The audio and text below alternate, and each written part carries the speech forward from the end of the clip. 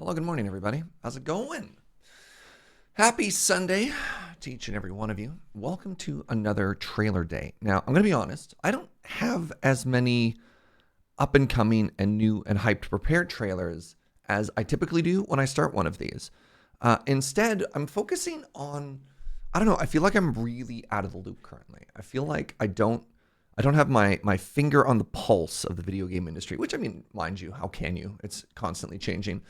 So what I've done today is the list of games that I've prepared is more like either some of the top titles of 2024 that are Serge safe. Remember, it's very important that everything is Serge safe or Serge friendly here. Safe for Serge. Or titles that have been in development or sort of within our, I mean, I want to say the zeitgeist, but like within our sphere a little bit more, that may have gotten like a recent update or a reboot or in a lot of, I don't know, games that are easy to participate in the discourse with. And then, of course, as always, with all of our trailer days, I look forward to later on being able to ask you for your input, because I know sometime in the summer, I don't think we've done one of these since like June. It's been a very long time. And maybe not even in June, actually. There's been a couple of major video game announcement days. There's been all kinds of stuff. I'm behind. I'm behind everything. And I'm imagining y'all got it. Is it all survival crafters and city builders? Not really, no. A lot of the games that I have selected so far are, I mean, there's some survival crafters, but a lot of them are just like big titles that I'm curious about. But I digress. A ton of subs already this morning. I want to say thank you very much to Fifth Wall for the 51. Exosa, thank you for using your Prime here and the 35th. Mr. Force of Will, thank you for the 33 months. Nerd Without a Name, thank you for the 51 months. Appreciate you all. July was our last trailer day. July, August. Wait, it's been like 2 months? Oh. All right, I'm not that out of the loop, am I? That's fine. A long 2 months. I mean, that's fair. 2 months is not bad. All right. So let me show you what I have prepared so far. So I have top games of 2024 so far. And maybe I'm wrong about some of these. Maybe the only one that really counts, like Astro Bot could probably be up here. But anyways, I got like bangers, like very popular games that are out. Then I've got a new section here, which is either recent updates or releases, re-releases, or something like that, right? So Nightingale got a massive update. Fields of Mistria is an early access game that's out. REKA, I don't know how to pronounce it, is a survival crafter about being the Baba Yaga. Astro Bot could maybe go up here in top games of 2024. Sure, let's move it around. And in games I'm not super familiar with that kind of look like they might be my jam, Dungeons of Hinterberg and Kunitsu-Gami, Path of the Goddess are both interesting. The Rogue Prince of Persia is in early access. Ghosts of Tsushima, I don't know how to pronounce that. This is an old title, but there's a PC release that's coming out, which I was not aware of at all. So it's getting kind of like rehyped again. So I thought we could watch that trailer. And then, of course, Animal Well is something we knew of before, but has, I think it just released or something. Like, I don't know. I want to check on it. Nexus 5X. And then we've got the actual trailer section, which is down here. I haven't watched any of this yet, is the Dragon Age The Veilguard. Do I see a Fields of Mistria on a list? You do. You certainly do. No Helldivers. Well, Helldivers is already, so I suppose it's important to know, I'm a family-friendly streamer. That is kind of been the whole vibe. And so it's very difficult to navigate trailer day, avoiding swears, avoiding like lots of violence and body horror and stuff like that. So there's a lot of games like the Call of Duties aren't going to be on here. Helldivers is close. I mean, look, I'm all for democracy.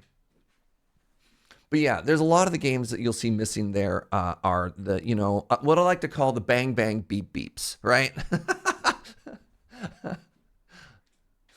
Ghost of Tsushima had its PC release in May. See, I had no idea. Azadium, thank you so much for the 500 biddies. I love an early stream. Sleep is great. Another cool but older game I think you'd love is Infamous Second Son. So let's I mean, I'll throw that down for now, but let's hold off on the audience suggestions until a little bit later on.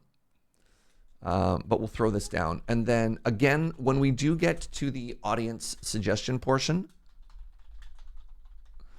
I please ask that we make sure the trailers are Serge safe, right? And I mean, maybe I'll take the family friendly tag off today because it's tough. I can't vet everything. Some things might slip. I apologize, but these streams are always a lot of fun. And I always look forward to learning as much as I can. So then with that, let's just start going down in order. Age of Mythology Renown. Maybe this is in the wrong category. I doubt this is a, you know what, let's put this, I lied. All right, I'll put this down here. I don't think that's a top game of 2024. Black Myth Wukong, though. I've heard very, very, very good things about this game. Has some soft, nearly explicits in the trailers. Oh, the Zenless Zero Zoppity, whatever that one is. I don't know what soft, nearly explicit means. I don't know. Oh, no. Should I not play that one? If you tell me it's not Serge safe, I'll believe you. I thought it was just anime. Anyways, Black Myth Wukong. This is a new, I want to say, Souls-like? All right, first trailer of the day. Let's see. Wait, is there no trailer here? Is this just, oh, this is a benchmark tool. What? How did I end up there? Where's the actual game? What?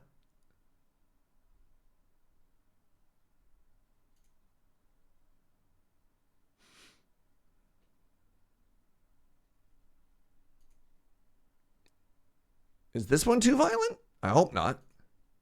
Uh-oh. Is my first game, the one that I've prepared, not safe for Serge? Wow.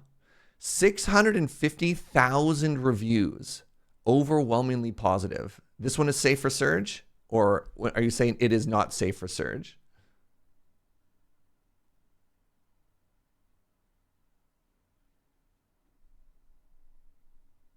Probably not. Well, well, well.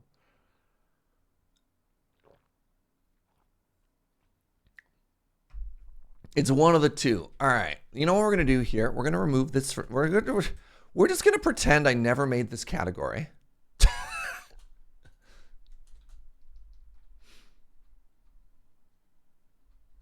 Hello, everybody. Let's talk about the first game of the day. Surprise breakout hit, Astro Bot, which I'm going to be putting on YouTube. Oh my God.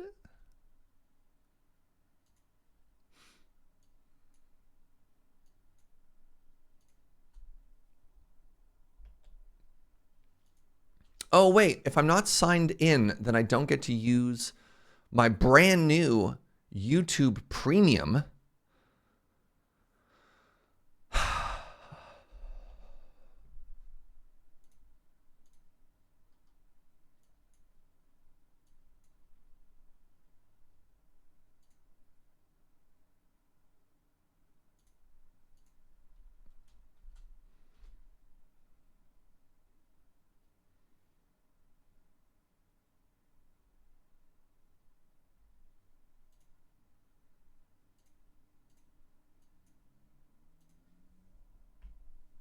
Hello. First trailer of the day, Astro Bot, a game that recently came onto my radar because of my friend Heather that has been making some waves. I know nothing about this game.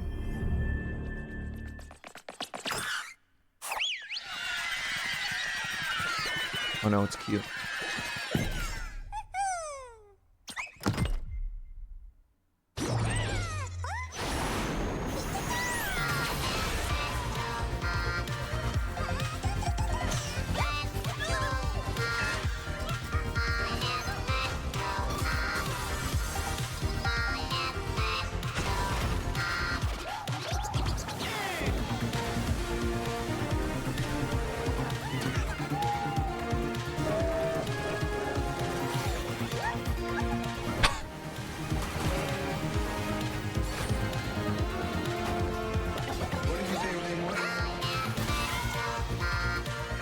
Oh, now they're tiny.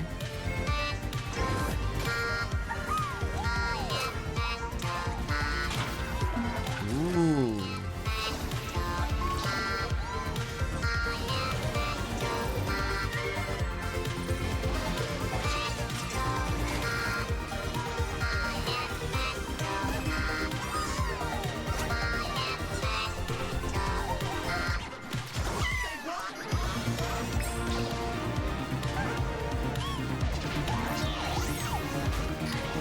Wait, is their spaceship just a giant PlayStation?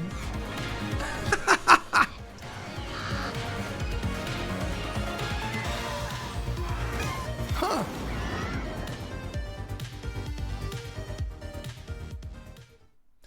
So, oh, wait, there's more.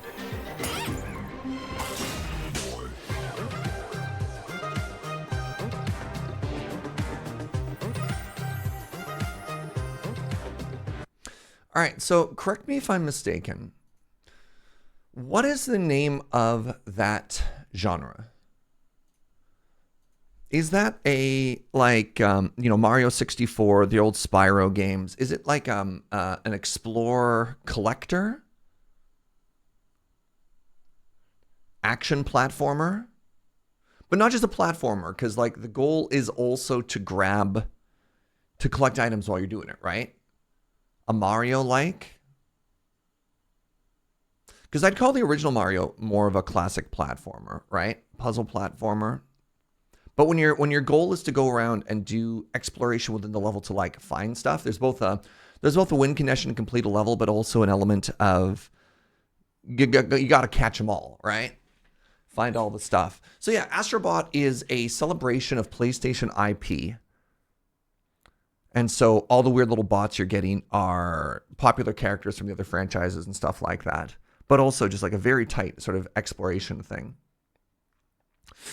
Did things get covered before? I think we have a command somewhere that links to a spreadsheet. I don't know if it's exclamation trailer day or not, but we have a way to see what games we've talked about in the past. You'd call it a 3D platformer? Okay. Yeah. Yeah, that looks super cute. That looks super cute. I can see why so many people enjoy it. Oh, exclamation trailer day. We nailed it. Let's go. So yeah, if you're curious if we've ever talked about a game in the past, you could look through all that information. It should be up to date. It should have. I mean, let's find out. It should have, there you go, the June 17th is the last trailer. So we have all the ones from 2024. And I don't think we necessarily have to go back too much further in time.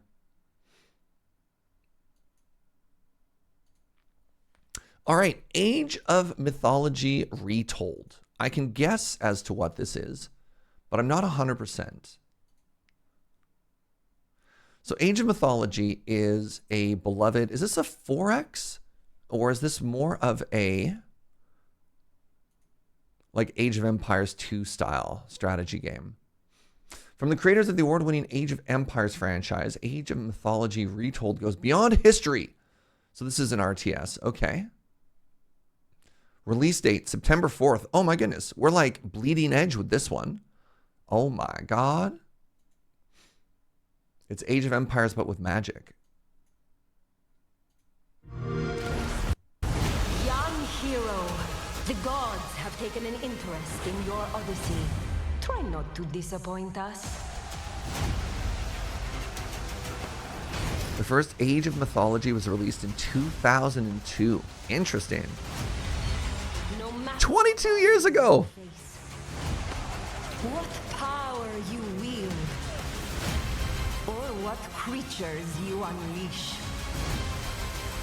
We trust you will find a way to write your own legend. Build your legacy. Conquer your, did it say enemies or nemesis?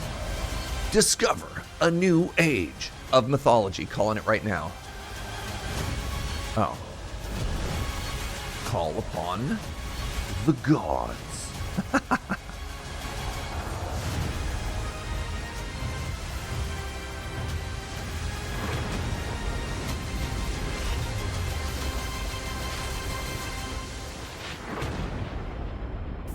critical hit direct to my childhood. So, what is the story here? If it's Retold, is this a remaster? What is this? Combining the best elements of the beloved age of mythology with modern real-time strategy design and visuals, Retold is an epic and innovative experience for old and new players alike. What?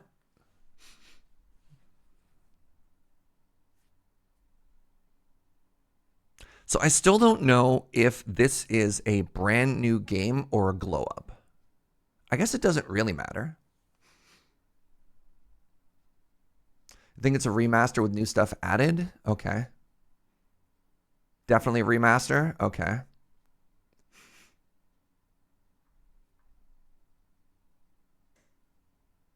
A brand new glow up. But yeah, 8,000 reviews, very positive. This is interesting to me because, of course, RTSs have been long thought to be in like a really awkward place right now. I mean, they had the newest Age of Empires game came out, I think, about 8 months ago. When did Age of Empires 4 come out?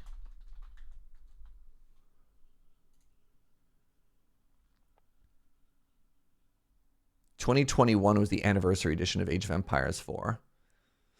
And other than this, I mean, there's all the hype around. I believe Day 9 has a studio that's working on RTS, and then a bunch of StarCraft devs are working on a kickstarted RTS right now. But otherwise, everyone describes the real-time strategy genre as a place of struggle right now. 8 months ago, back in 2021, okay, look, the passage of time has not been kind to any of us since the pandemic, all right? In my defense, 8 months ago, I was living with my parents, you know? The genre is pretty dead. I don't know if it's dead. One of the things I've read about it is it feels like for a lot of studios, they feel that the RTS genre it's something that people don't want. And that's fascinating to me.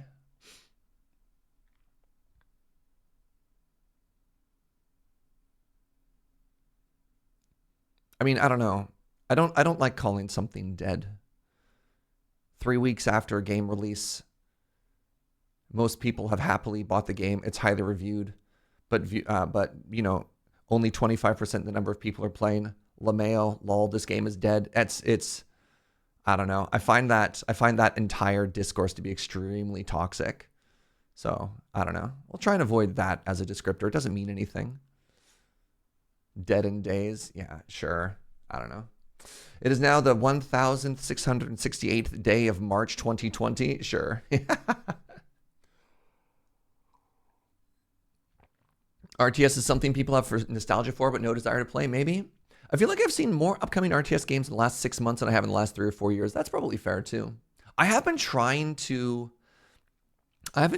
feature them more, too, because RTS games is something I grew up playing, absolutely loving. Like, I grew up with StarCrafts. I grew up with Warcrafts and Age of Empires and stuff like that. Like, they were a big, big deal to me. But recently, I feel that when I look at my nostalgia for Age of Empires in particular, I didn't want an RTS. I wanted a city builder with combat, right? Like, the part I actually cared about was making, like, a really cool, good-looking city that had, like, some defensive checks to it. But yeah, new games have come out in the genre that I think are pretty cool are... Oh my goodness, I have to check my list. And it's not even an RTS. What was the closest I played to that? A lot of them are possible. Like Age of Darkness. I mean, this is an older game. I last played it in 2021. Oofa. What was the tower defense game I was so stoked for? Cataclysmo, right? Cataclysmo is kind of RTS-ish. Where's Cataclysmo? Why is it not on? Is it? Oh, it's because it's installed. But I digress. I don't want to play an RTS because my opponent keeps destroying my cities. Yeah. Red Alert and Red Alert 2 are important to me, along with like Half-Life. Fair. Oh, hilarious repetitive gamer discourse. Half-Life 3 confirmed? I don't know. Valve, if you're listening, make me a Combine versus Resistance RTS and hire some former Westwood devs to work on it. I'm sure there's a lot of Valve devs watching right now. All right. Where'd my notepad go? What's happening here? Nightingale. This is a game I am extremely curious about, and I have threatened to stream a couple of times. So this is a open world survival crafter. You know. And the premise here is that you're in this weird, like, Victorian kind of, I want to call it like steampunk world. But you can go through these portals to alternate worlds. And then in those worlds, you have adventures and you farm and you kind of stuff like that. It came out to pretty mixed reviews. And then I want to say fairly recently, like within the past month or whatever, they made a massive update to the game. They like reworked the whole progression. They reworked the early game and stuff like that. And now people are increasingly more stoked for it. So I don't know. This is one, the Realms Rebuilt update. This is one that I've had on my radar for a bit. And I like that their top review right now is actually just Co-Carnage. This game has undergone a renaissance. Okay. Anyways, let's watch the trailer. So let's watch the original. No, let's watch the original trailer. No, I don't think it's there. All right, I guess we have to watch the Realms Rebuilt trailer. Realms Rebuilt update trailer. What are you?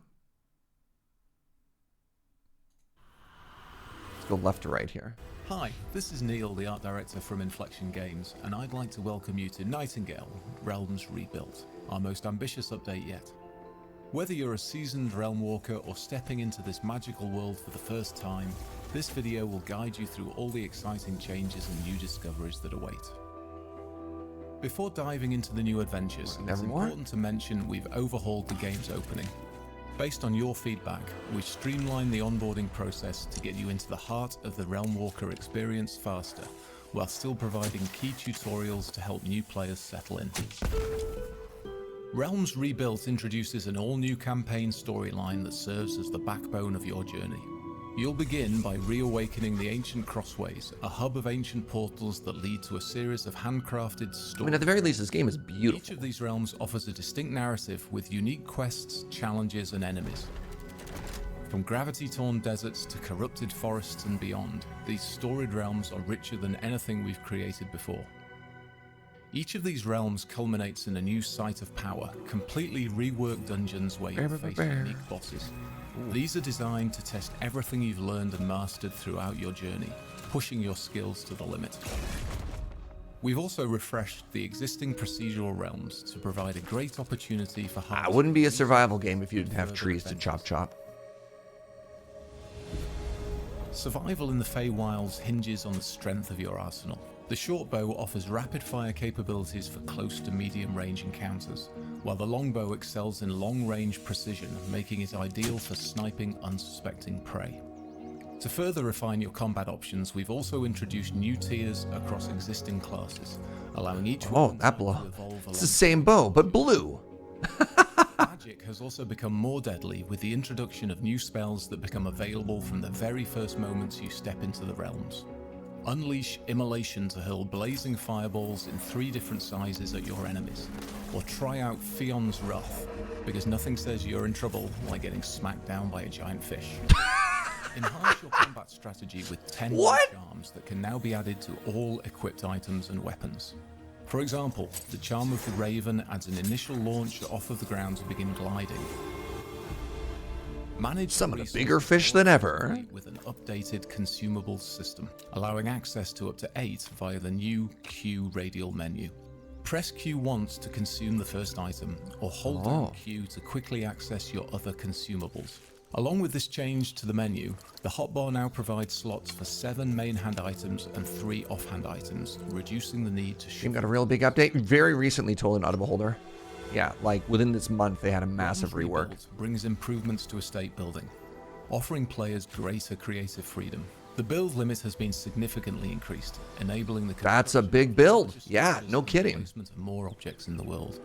With the introduction of the Regency tile set, you can now infuse your estates with 18th century elegance. Yeah, one of the critiques they had of the game Setting your previously was respite that the point build in any realm you menu explore was allows for greater flexibility very in cool, establishing your but felt primary like kind of a base. hot mess, Thanks in to the particular like previously the added number of craft crafting and stations built-in needed, so that was storage one of the big feature. reworks they had Building as your well. estate has never been easier.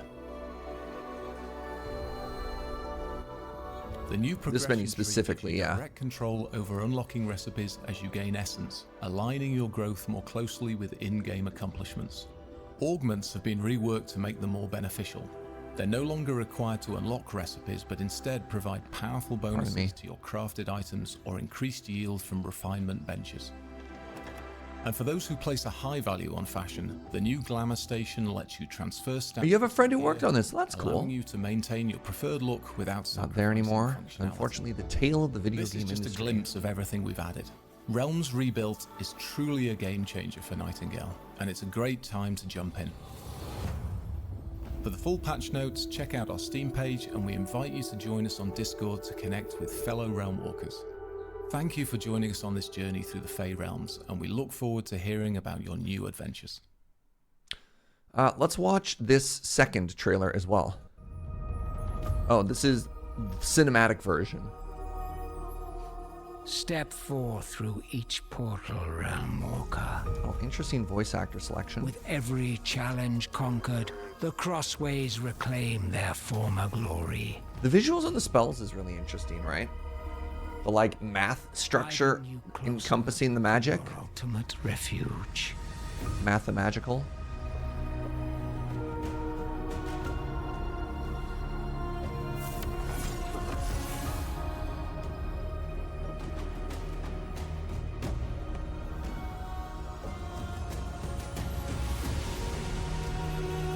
How do you feel about dormers? I got dormers for my dormers.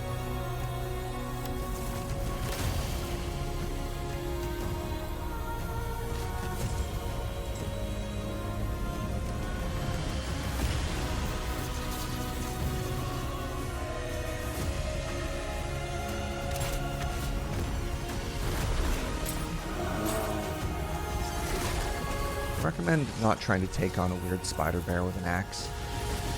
I would recommend fire. What secrets do these ancient realms hold, hidden behind veils of mist and mystery? Yeah, so that update came out 10 days ago. So this is a game that I have been very close to streaming on multiple occasions. And I'm always asking myself, should I let it cook just a little bit longer? And I don't know. Also, I can only play so many simultaneous survival crafters, right? But I'm very close one of these days to firing this up. And I don't know if this is the update or if I want to wait for one more. But this is like a no-brainer. This is a Serge game for sure. For sure.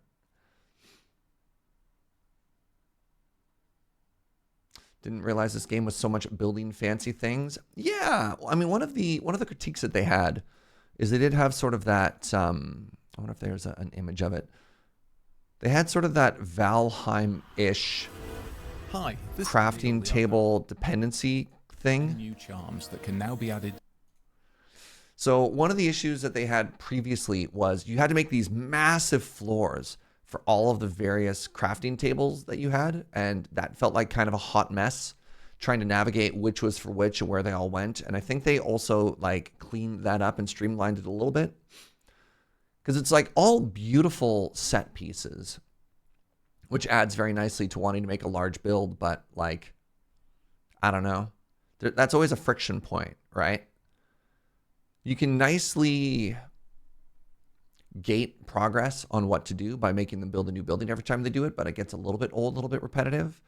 When we were playing, I can't even remember the name of all of the different games in this genre. What was the sort of Breath of the Wild survival crafter that I played recently that had the like flying squirrel wing that you could deploy out of your back? I have too many games. Enshrouded. Haha! Enshrouded did something sort of similar, except you had these like weird statuesque friends that you'd bring to you, but they just stood there and they didn't do anything except for like occasionally shout at you. They're basically crafting tables that you'd like, people-shaped crafting tables that you put in the corner and surround with building blocks. It's like, it's a weird, weird thing that this genre does a lot of. I don't know. All right. I need to share with you Joe's latest obsession.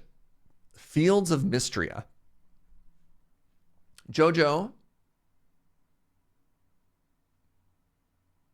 She hasn't responded. I wanted to ask her how many hours she's put in this game since it came out. All right. Released August 5th. So it's been out for about 5 or 6 weeks now. Joe loves this game. Oh. So this is, I want to say Stardew with like a Sailor Moon aesthetic or something. You're literally playing this game as we speak. Let's go, Measure of Hope.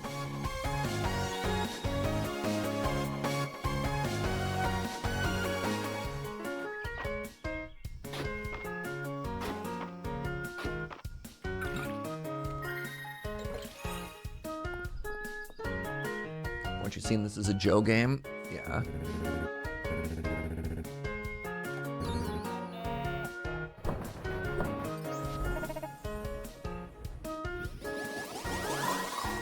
Ooh, magic.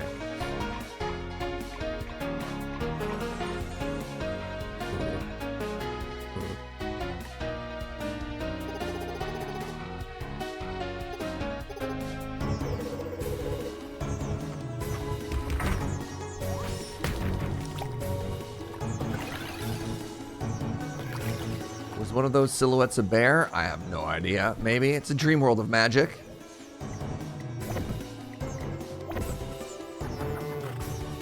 Those chickens are on a teeter-totter.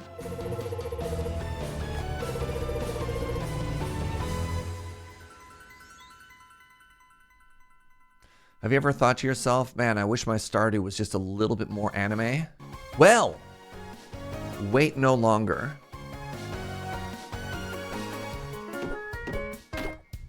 I don't know how different this trailer is going to be from the first trailer.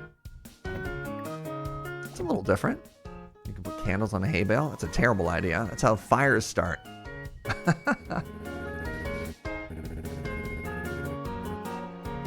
A chicken sitting at the seat there. Oh my god.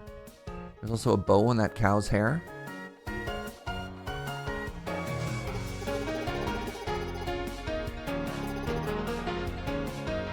Your only hesitation is it's early access? Sure.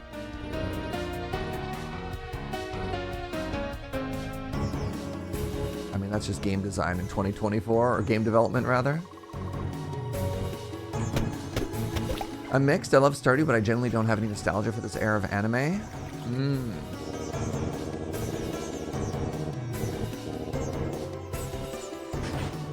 Maybe we should ask Joe to come in and give her her review on the game.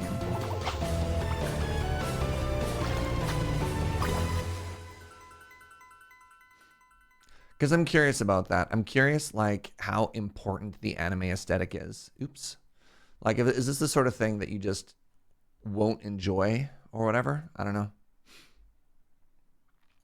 So, anyways, Stardew enjoyers, put this one on your radar.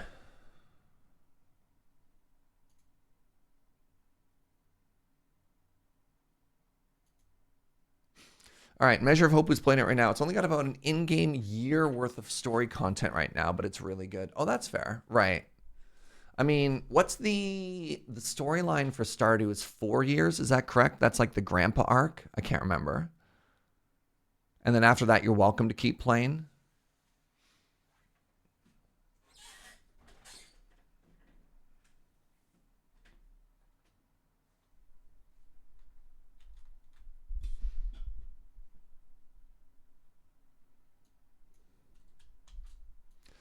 Oh, it's only 2 years for Grandpa and Stardew. All right, I mean, that's shorter, but there's plenty more to do. Oh, for sure, for sure. But I'm trying to respond specifically to like the story content. All right, REKA or REKA, I don't know how to pronounce this. Is this fully out? This is another early access game. This is something that came on my radar because of TQ. Channel Your Inner Witch. This game came out 9 days ago. 10 days ago? What day is it today? September 12th. Do you want to be the Baba Yaga? Build your cozy chicken-legged hut, practice witchcraft, and forage for ingredients in autumnal woodlands. Yeah. Solve quests and uncover the great mysteries of the legendary witch Baba Yaga.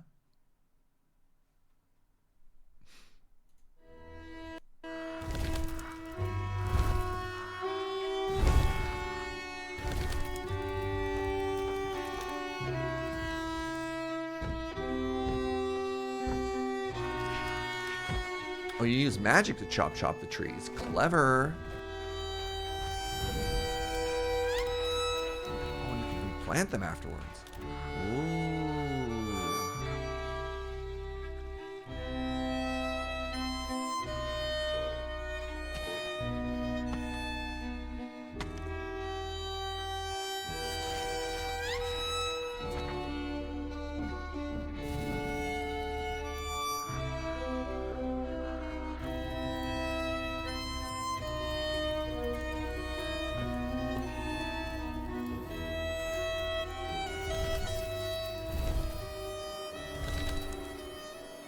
Someone called this game Baba Is You. Amazing.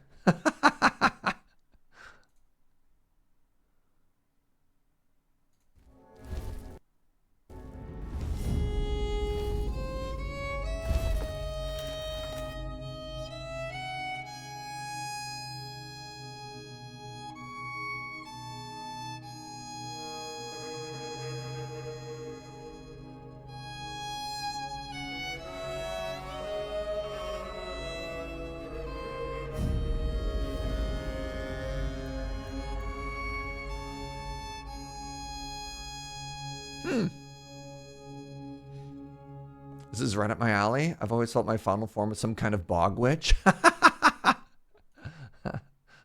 I'm glad you found your people. I don't know what these trailers are at the end. I'm just going to keep clicking on them. Meow meow. Foreground cat. Oh. Wait, you're just walking through the woods carrying a chicken? Fascinating.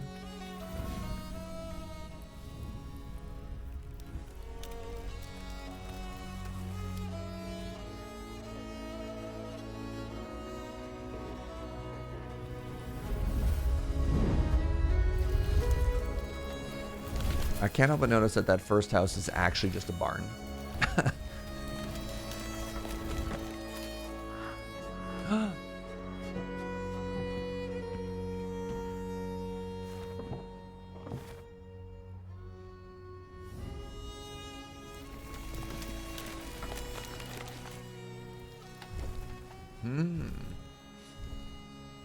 Even looking for a new hobby? Maybe walking through the woods carrying a chicken? The chicken's very important. You can find woods anywhere, but the real character there is definitely the chicken aspect. What's the more realistic, unrealistic element of this trailer? The magic or owning a home? Pretty sure you're just leasing the home from the elderly witch here. Let's be real. You still have a landlord, except this one's an immortal witch. And yeah, no.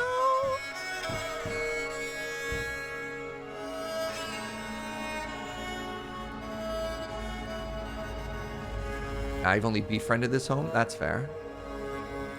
Was Howl's Moving Castle inspired by the Baba Yaga? Probably.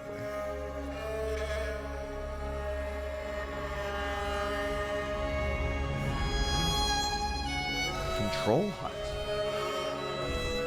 Do you walk it, or do you just move into like a walk mode? I'm very curious mechanically how this plays out.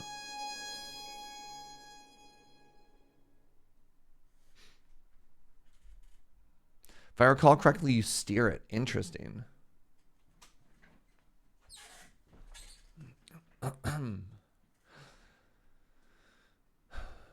So I wonder, I'm like very curious how this game mechanically plays. Like, what's the gameplay loop from this? Somebody said it was very Raft-like. So in Raft, your base is the constant. And the world kind of changes around you, right? So do you say that the forest is sort of procedurally generated in this game? And as you explore with your chicken house, new things generate, and to always get like new things to check out and explore? Or is it a fixed map that's really big and so you want to walk your chicken around?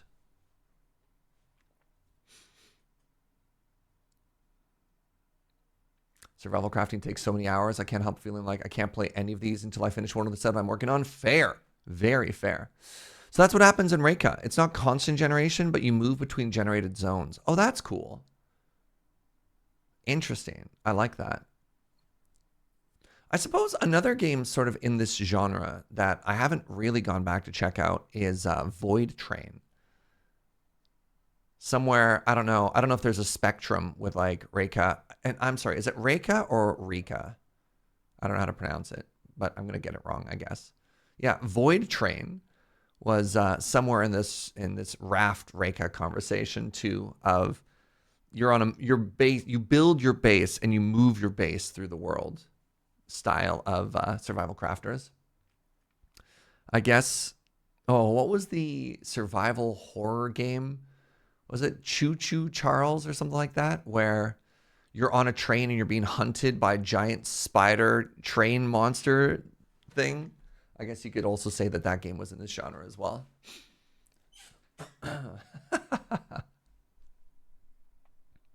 It's actually called Choo Choo Charles. Incredible.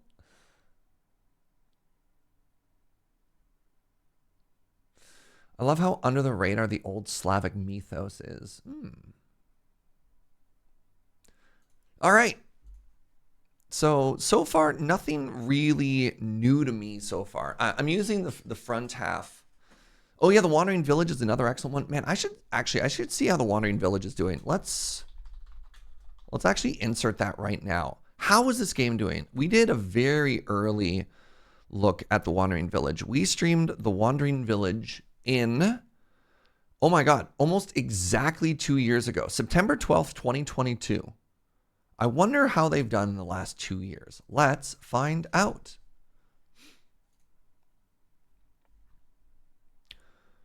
So the Wandering Village, I don't see Steam updates here. So the Wandering Village, oh, literally on the 14th, just had a big roadmap update. And so they had a major update on May 29th. They had a major update in January. Ooh. They had a major update in July of last year. Another major update in January. So they've had at least 4 major updates and a bunch of patches since we last played. Fascinating. It's been that long? Yeah, about 8 months apparently. That's the meme number today. Everything has happened in the past 8 months. All right, so here's the original trailer, and let's see what they've got now. Okay, so they have a cinematic trailer and then an ocean update out now. Let's check this one out. Driven from our homes by the toxic spores, we kept wandering. This game has big Nausicaa, the Valley of the Wind energy, by the way, if you haven't seen this before. But not in our wildest dreams did we imagine what we would find.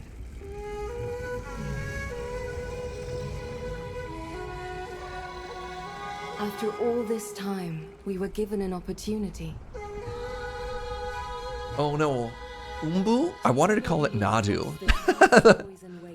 Onbu? I can't remember the beast's name. In search of a place yet untainted. Definitely not Nadu. It is Onbu, thank you. Using everything we can find.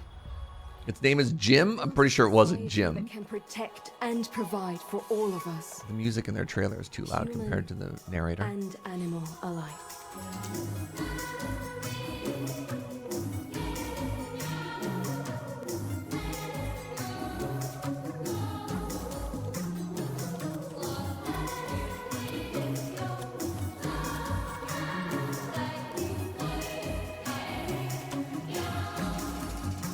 really like the art style of this game.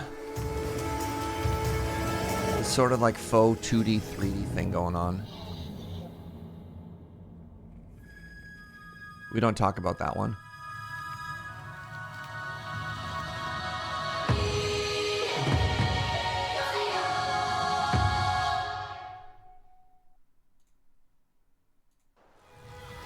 All right, there's the ocean update. Oh my god, is Onbu big enough they can actually just walk through the sea? That'd be kind of cool.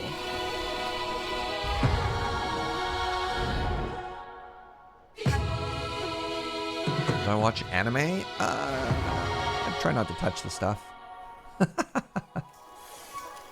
I've been known to dabble in an anime or two.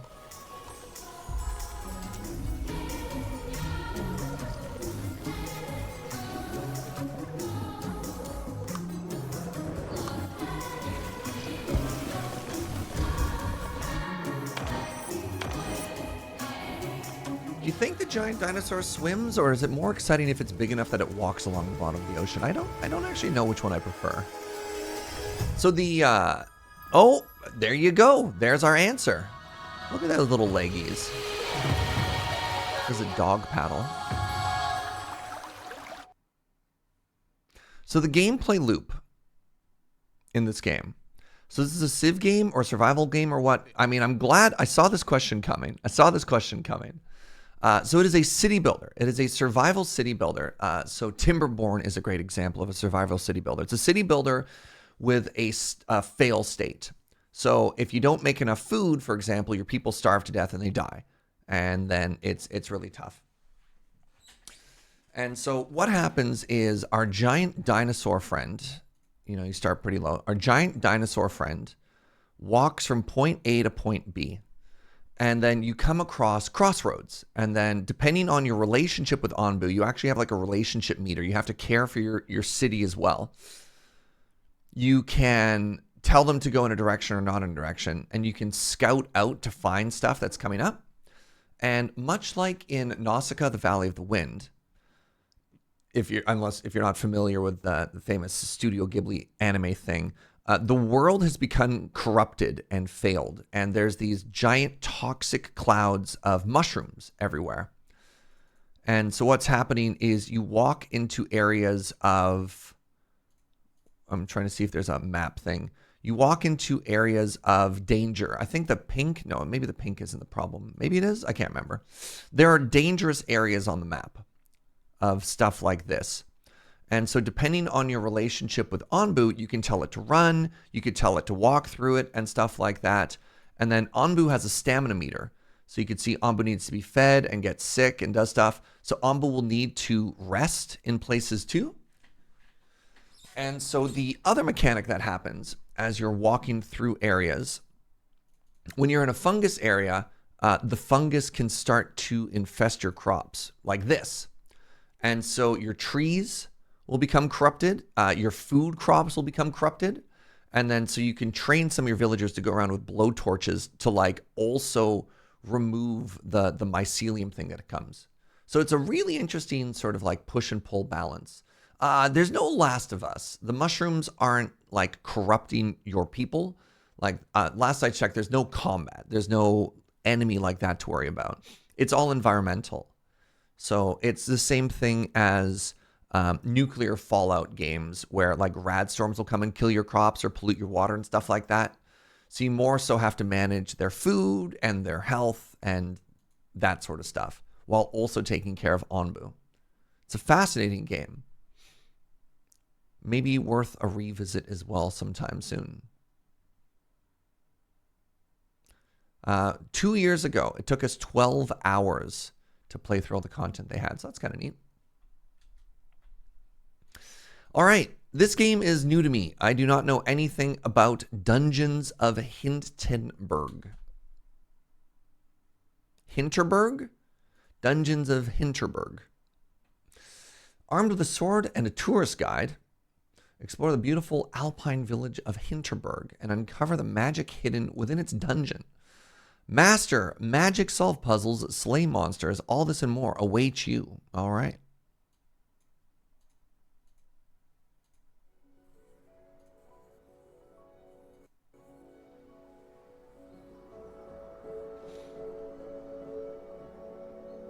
Playing this one right now. No kidding.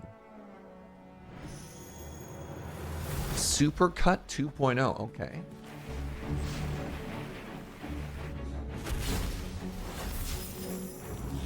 Oh, wild art style. Huh.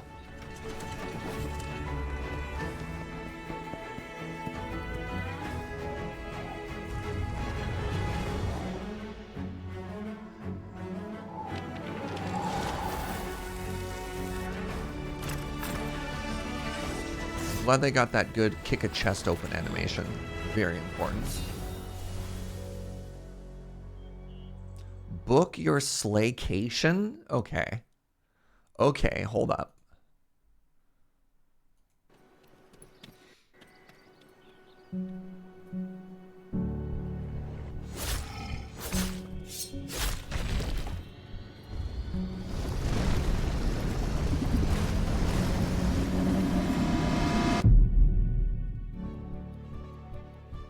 The Zelda game PC is missing. Interesting. Dog! Is this supposed to be the Swiss Alps? I'm getting big Swiss Alps vibes. What if dungeon delving was the city's primary tourist attraction? Sick?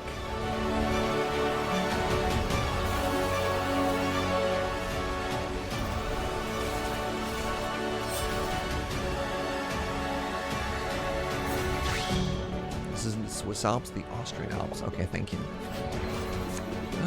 Relationships. Oh my god. Ah, oil. Texas tea.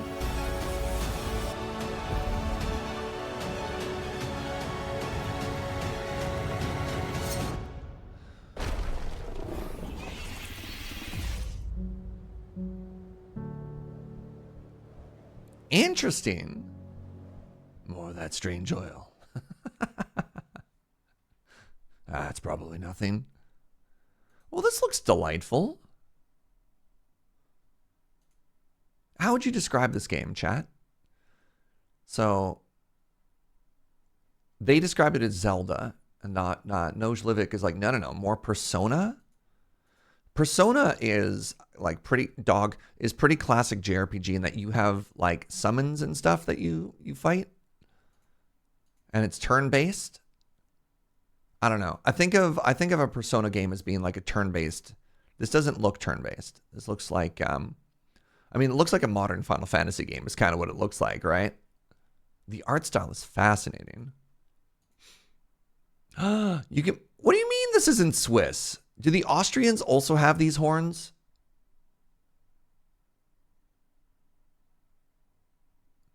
Looks more like Zelda / Okami.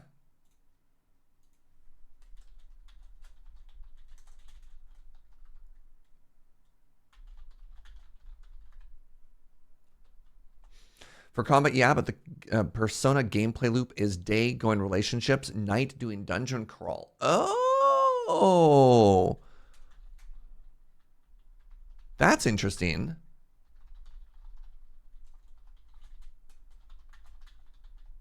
That's very cool. Hey, good morning, Catgeist. It has the social time versus dungeon time thing from Persona. That's okay. That is, I would definitely think of that as being very Persona-like. That's very cool. This game concept has just started me designing an entire brand new D&D campaign just now, this very second. Yeah, I mean, I love the idea of a city whose primary tourist destination is a dungeon. And I guess, I mean, that's a very classic thing in like portal fantasies or isekais. So it's not a new idea. I just haven't seen it in a video game before. That's kind of funny. Isn't that the vague setting of Dungeon Meshi? Well, Dungeon Meshi is not the first one to do that, right? Like that's so classic in specifically the isekais of like, I went to a fantasy world, like a very Dungeons and Dragons themed fantasy world. And if there's an adventurer's guild, they always have the dungeons. I think is an important way to look at that. Like, that's a staple of the Adventurers Guild style thing. Yeah. What up, Happy Pants?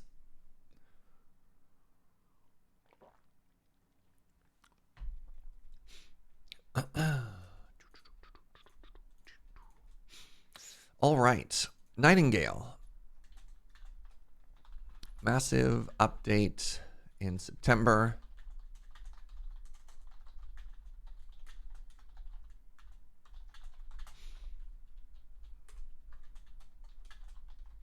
Stardew mixed with 90s anime nostalgia.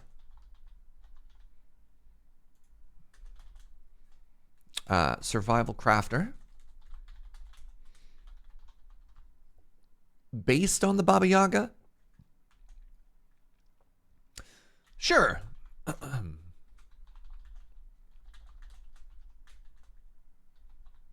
Is Baba Yaga spelled with a Y or a J?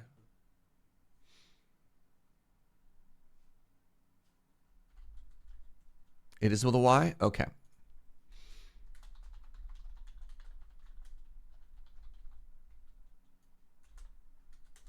Survival city builder, where you live on the back of a giant dino. Massive update in September. Just trying to add some notes here on games that we've looked at so far that aren't like, yeah. The traditional Polish is J, but modernly it's a Y. Ah, okay, so both were correct. Thank you. All right. Kunitsu-Gami, Path of the Goddess. I know nothing about this game.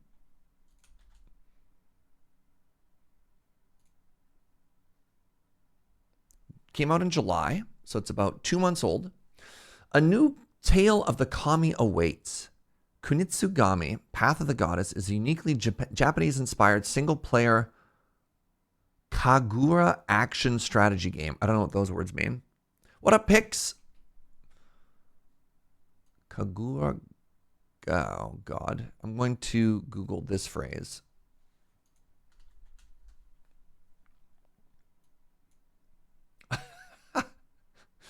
When I Google that phrase, this game comes back, which is very funny to me.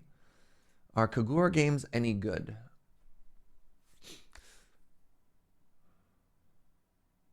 Oh, a developer. The developer is called Kagura Games. Oh!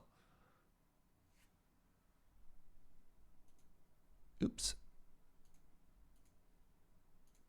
That's why I don't know that saying. Let's take a peek.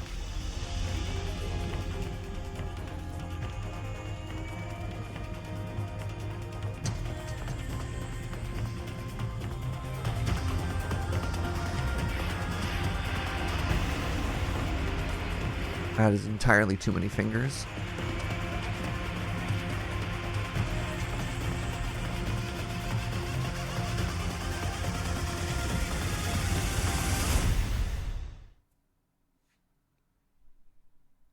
$30 seconds.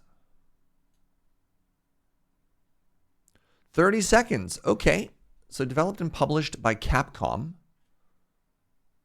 Sorry, let's watch that again.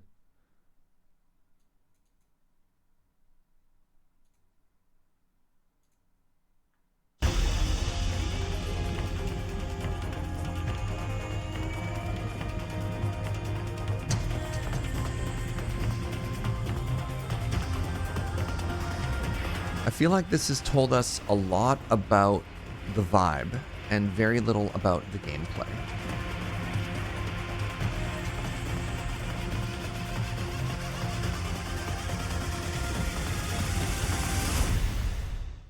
Has anybody in chat played this? What am I looking at?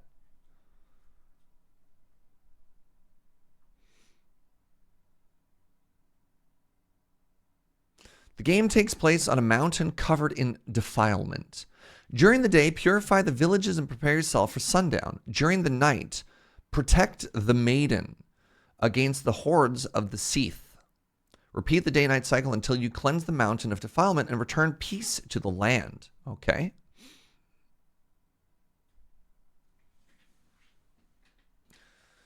This is your second time seeing the trailer, and the first time it was also incomprehensible.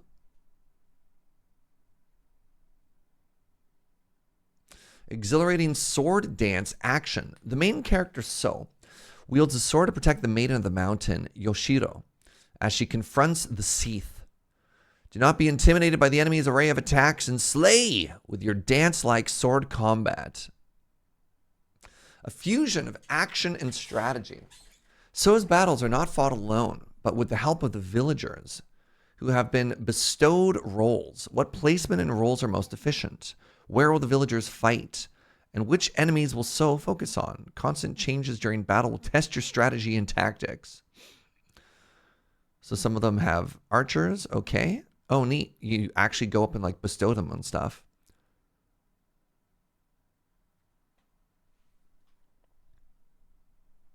Purify the Torii gates of defilement. Okay, well that looks really cool though, right? Like they do a little dance and then bam, fireworks. I like that. So a kagura is a type of ceremonial dance, though I don't think that knowledge is useful in telling you much about the game. It is an action strategy game. Okay.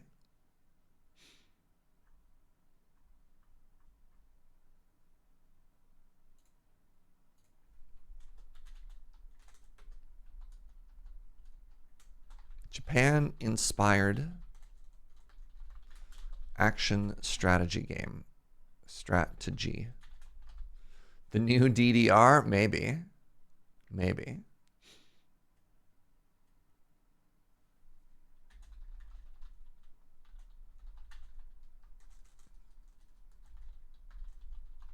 Or you dance fight demons?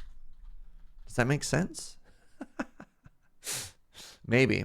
All right, this one's interesting to me. I saw an early announcement of this game. The Rogue Prince of Persia. They actually made a 2D roguelike action platformer based on the Prince of Persia. So it's been in early access since May 27th.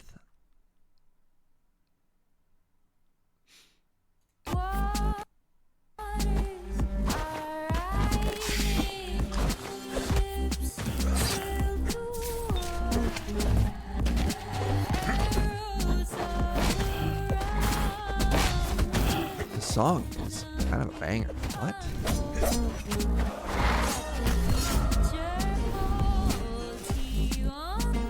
It's worth mentioning that Prince of Persia started as a 2D series. Oh, no kidding. This is kind of a return to its roots.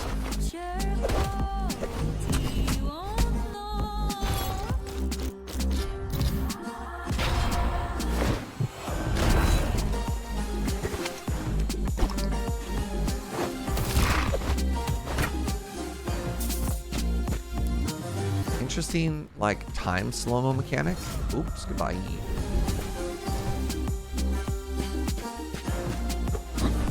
Looks closer to the NES games, but much prettier and smoother. Yeah.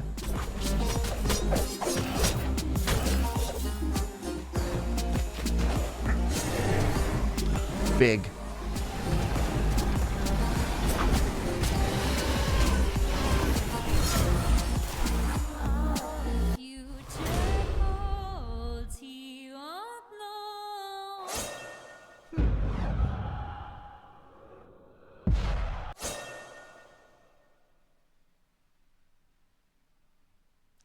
If I'm not mistaken, has there not been a recent 2D Prince of Persia that isn't this one?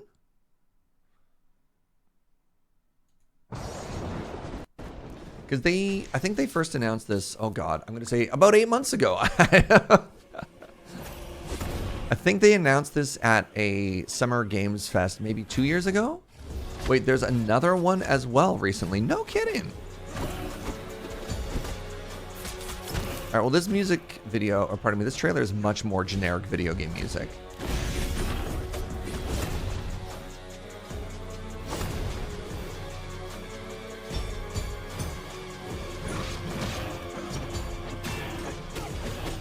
Prince of Persia: The Lost Crown. All right, let's check that out after. I'm curious.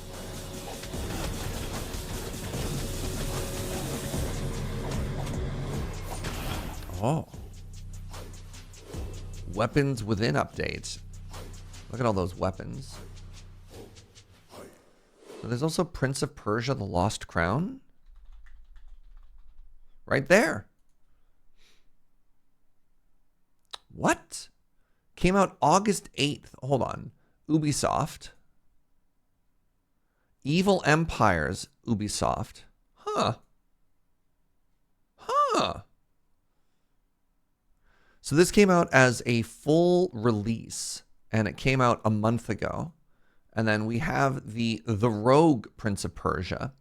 So jump into this action platformer roguelike and flow seamlessly between death-defying platforming. Okay, so this one is a roguelike, and this one is dash into, okay, they both start with the word dash, thrilling action-adventure platformer.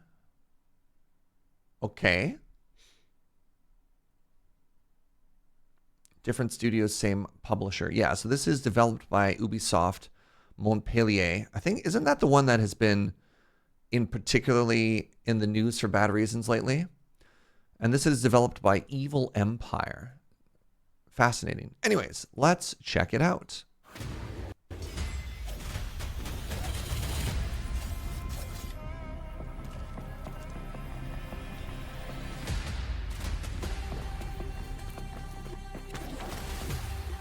Was it really only a month and a half ago? My sense of time is so fried. Everything was in... I think that's going to be a recurring theme today, is what even is time.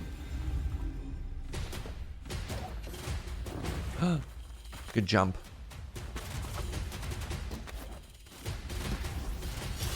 So my assumption is that this one is much more linear, whereas the other one is like more of a pure roguelike. Or maybe not. I don't know. There's maybe also some release date weirdness because of Epyx store stuff, maybe? Oh, in that you think that this may have been an Epic exclusive for a while and they just released it here? I checked out Mean Souls before. We're going to do an audience suggestion thing in just a little bit. This is a Metroidvania? Okay.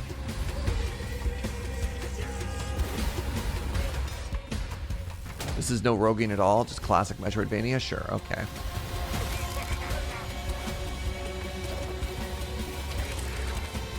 Ooh, big sword.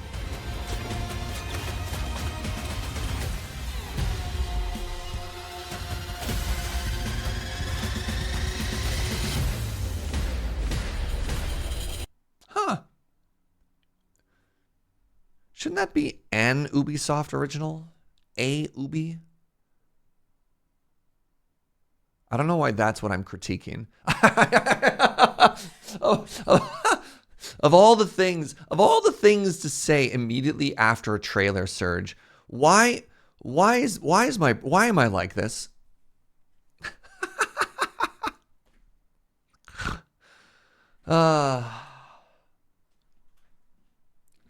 Probably they pronounce it close to Ubisoft, but Ubisoft would also require an N. In English, if it's going into a vowel sounding word, you typically have an N. It's not like a letter start. No, it wouldn't? Why not? You?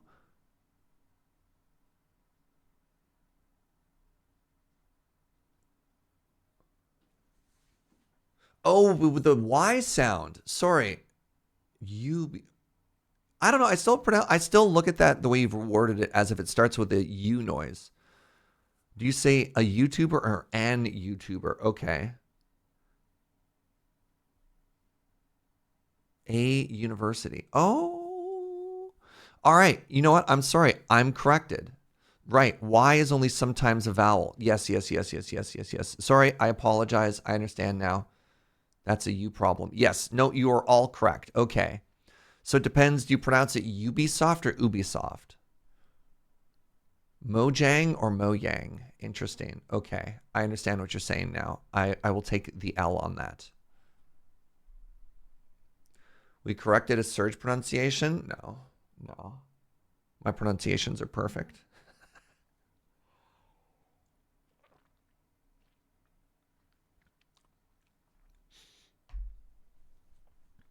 Yeah, that is definitely a me problem.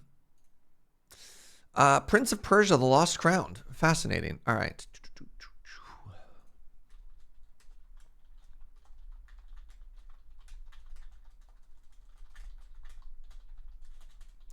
2D Metroidvania platformer.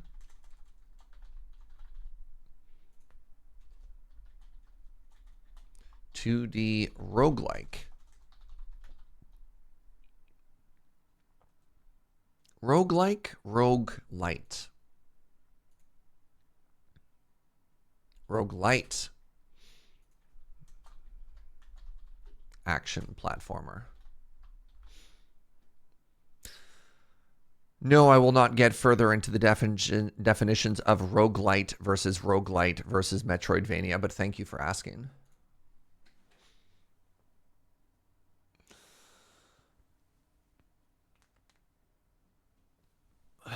Rogue who now? Yeah. I'd like a comparative essay anyways. I'll give you a 5,000 word essay in the next 2 to 6 months. Lights the arc-like beacon. Arc lights or arc-like beacon? Yeah. Hey, did you know that Ghosts of Tsushima had a PC release? This is not it.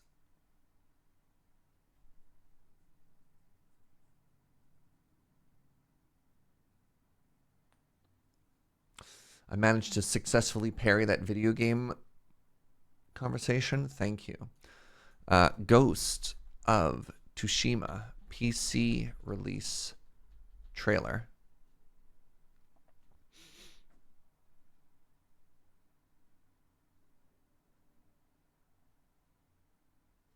I click on this one. Wait, that is, you know what? Maybe this isn't a Serge trailer. Hold on. Ding. Speaking of parries, I think we stop there. Neat. All right. I did it. I protected my brand. People have always said we should do a Serge After Dark trailer day. Hi, Jojo. Welcome home. We talked about Fields of Mistria on stream. Do you wanna come back and give your I did spell it right. Your review? Okay. Oh my god. Y'all. All right, Joe just told me Fields of Mistria, August 5th. She's got 200 hours in this game. I left it running overnight though, so. She did say she left it running overnight one night, but still. At least one night. Joe. Sometimes it's Joe.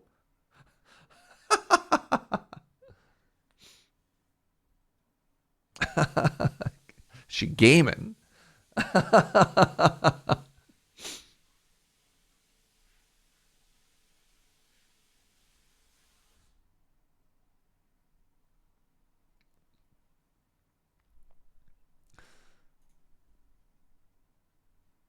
Oh, you're trying to figure out how many days it's been? You were also away fishing for some of that time. So that's about on average 4 hours a day. I mean, that sounds about right. She said you also left for a week to go fishing, and she's like, I definitely played more than 4 hours a day those days. What year are you on, sweetie?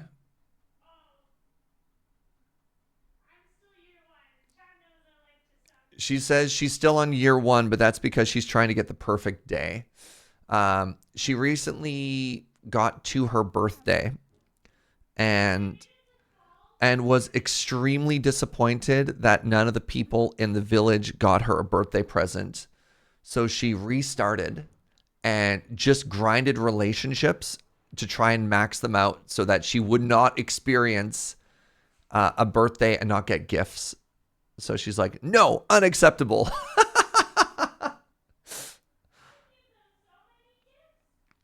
So we were joking during the Satisfactory stream of like how Fuji couldn't play Stardew because he figured out that there's an optimal way to play each day.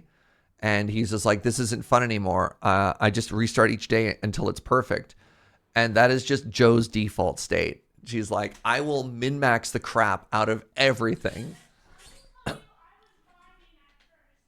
She did say she tried to vibe at first, but you know, that's all good. Hey Joe, Measure of Hope says the only person who got me a gift on my birthday was March, and it was hilarious. All right, this might be a little bit of a spoiler, but she would like you to know that she got 11 people up to 4 hearts and still only got 3 presents and was very disappointed. I don't know what any of that means, but take that information. I don't know what the game code's on. All right, welcome to Animal Well. Now, Animal Well was a game that... it followed the Video Game Awards. There was the Indie Game Showcase, and I believe this was a passion project by like an extremely small team trying to bring back this beautiful art of pixel Metroidvania. I think this is another Metroidvania. Actually, I think the interesting thing about this is it has no combat. I'm trying to remember. Anyways, this is a pixel adventure puzzle platformer, I think.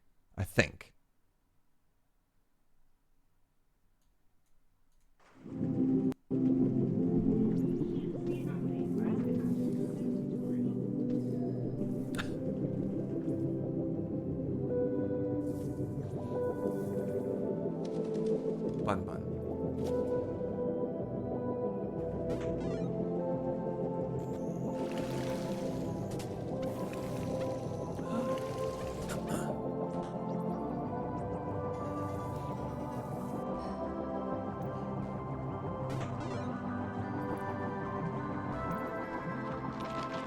I suddenly want to watch like a GDQ run of this game.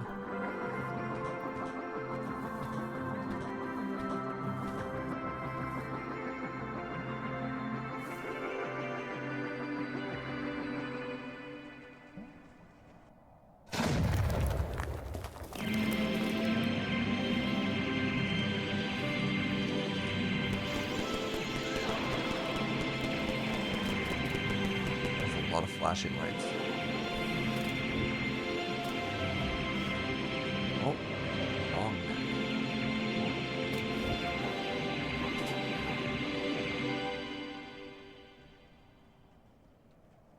This game was amazing in some places and absolutely unfun in others. I really want this with like accessibility settings. Interesting. This was published by Donkey's company after he made the claim, I reckon I can spot a good game. And it turns out, yeah, he can. I mean, there was definitely I definitely remember some weirdness around this in online discourse of like people giving a lot of credit to Donkey for this one when he just published it. Because like this game was already getting... Did Donkey help get this game onto the big indie showcase trailer? Because I think that's probably where it got the most publicity and stuff. But this game seemed very polarizing. Some people really click with it and absolutely love it. Lots of people just bounce off. I think the issue with extremely challenging puzzle games is that's the sort of thing, right? You're just like, it's going to create a bunch of friction points.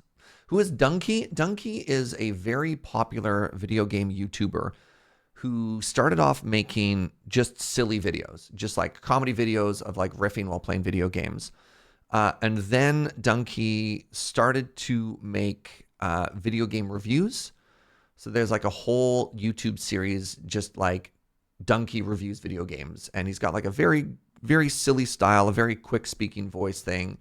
And, you know, actually became fairly respected as a like video game reviewer as well.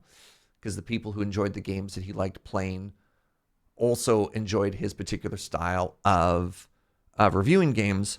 Not quite zero punctuation style of like comedy reviews, but like that might be something a little bit more a similar style of like a very comedic approach to, very entertainment focused approach to a video game review, instead of just like, this is news media. It's like, no. And anyways, and then decided to open his own publishing company, which some people made fun of. I think the most easily approachable take was the, hey, I really like drinking, I should open a bar energy of, I really like playing video games, I should be a video game publisher. What was the critique? Was the like, why do you think you can do this if your only expertise is you've played a lot of games? Because they are pretty different skill sets. But published this. Is Big Mode the name of Donkey's company?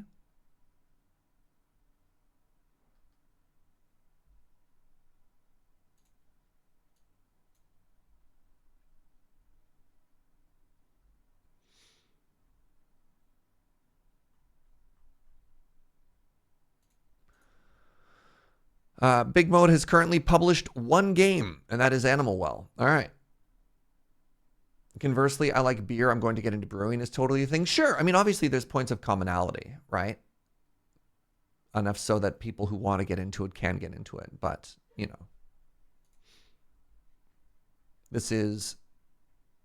I'm trying not to pass a value judgment. I'm trying to explain where the criticisms were coming from and why they were leveled in such a way.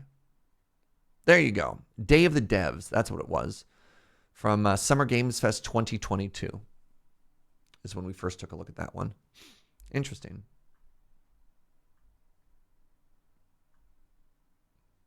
$12,000 overwhelmingly positive reviews.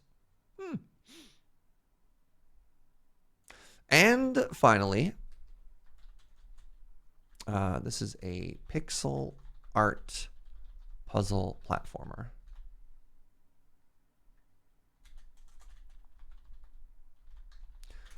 Notably, no combat.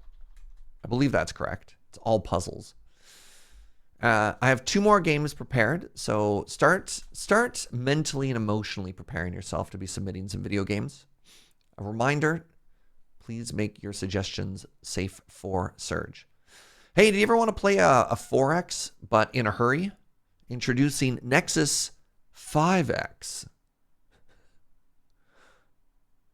It's 4Xs designed to be completed in 60 minutes or less.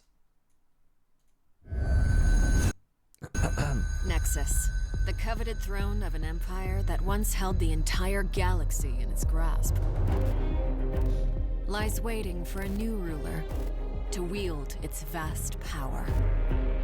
Choose a faction leader and go head-to-head against your friends in an epic showdown for galactic dominance. How about you trade Nexus to me? How about click and turn?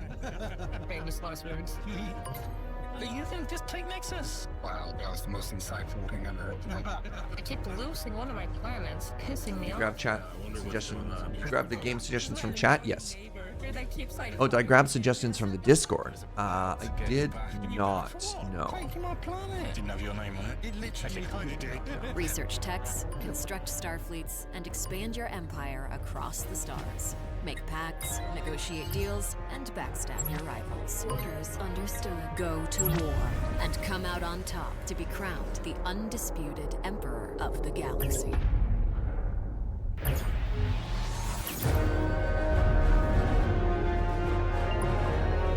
What do you want? Peace in the galaxy. You're in the wrong game, man. What if I spend 60 minutes on an entire turn, followed by the comment, they just lampshade the worst part of this kind of game? Please press end turn. Nexus 5X, the fast-paced 4X strategy game that turns game night into fight night. You and me need to work together. I mean, are you going to give me Nexus? Because I'm the one who deserves it. Is it all Choose your multiplayer, or can you do this single player? They've really focused the multiplayer aspect here. The Galactic Throne World. This is giving Stellaris vibes in terms of graphics. I believe it was originally pitched as a shorter Stellaris. He's going Jeez, to declare DG. war on me. What, me? Of course he is. He's Kelazan. research game-changing technologies, develop powerful star fleets, then forge diplomatic alliances. But remember, there can only be one emperor. Oh, for God's sake. I didn't think you were gonna go in. Well, you could see what was happening. You could have retreated. Oh, well, yes. Come on, let's go again. Oh yeah, play solo or multiplayer for 2 to 8 players. Stellaris-ish. Stellaris-esque.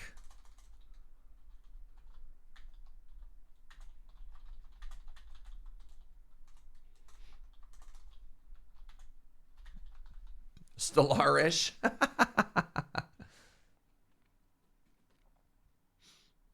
Reminds you a bit of Twilight Imperium. All right. Pardon me for 1 sec, friends. I really have to pee. I'll be right back.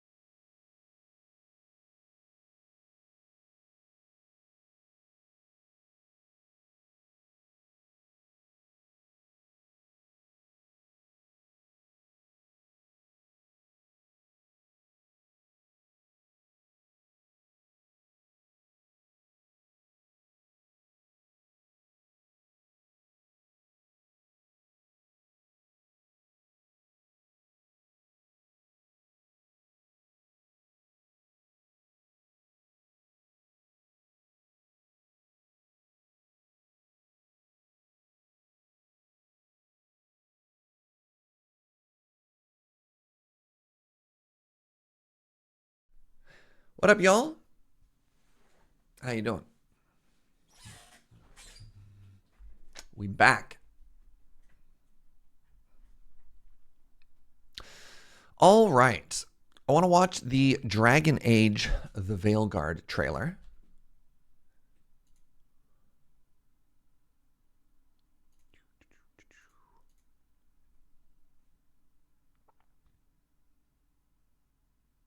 Would it be too self-serving to make you watch a trailer for a game I made? Not at all. Just give me 1 sec. This one is also rated M for mature. The trailer's probably fine. Blood, violence, sexual themes, nudity. Not even partial nudity. Big old nudity. Man, all right, well.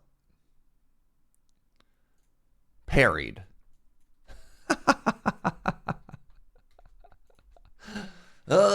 Thank you, Chrono. All right, friends, let's get some trailers down here, shall we?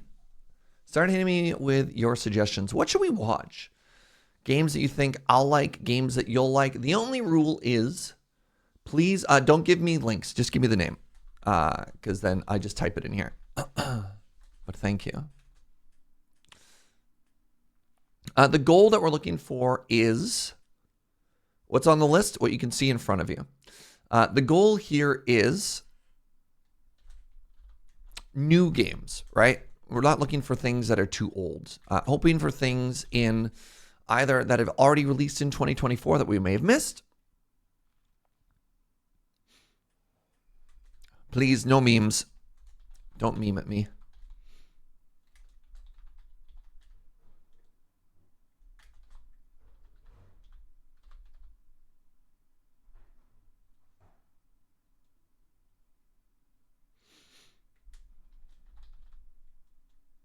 Nine Souls is definitely not safe for Serge. All right.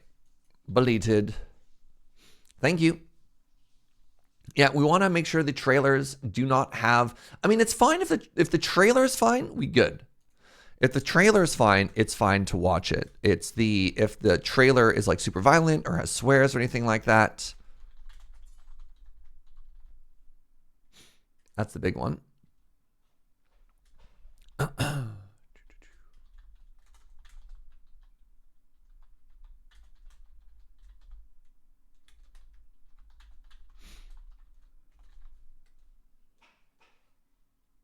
Shapes 2, we definitely checked out Shapes 2. But we can throw it back on there. Endless Dungeon, Endless... I'm pretty sure we've done that one a couple of times. Pretty sure Endless Dungeon is one we've watched a couple of times. Oh, we haven't watched any of the Civilization stuff. I'm going to bump that up to the top of the list, actually. Good call. Really good call. Right, that was a massive announcement. If the game is from 2019, we can probably ignore it. Really want to focus on 2024 stuff. I've also streamed probably like 100 hours of Noida.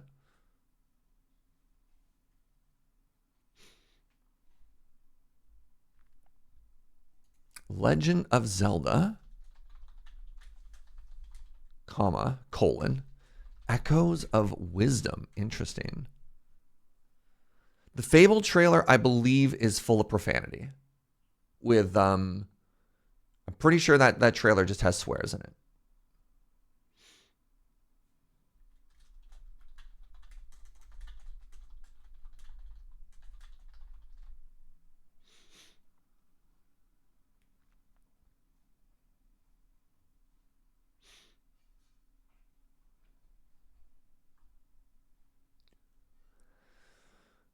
What else do folks got?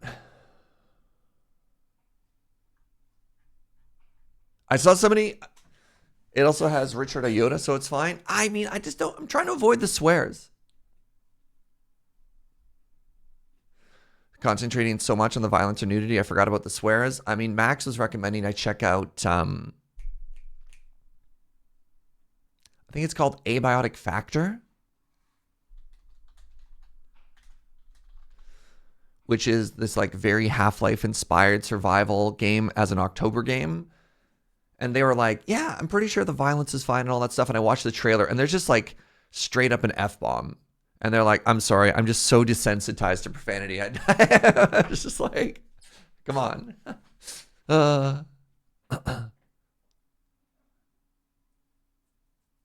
it's Epyx Rogue Switch. Nice catch, Kits. Thank you.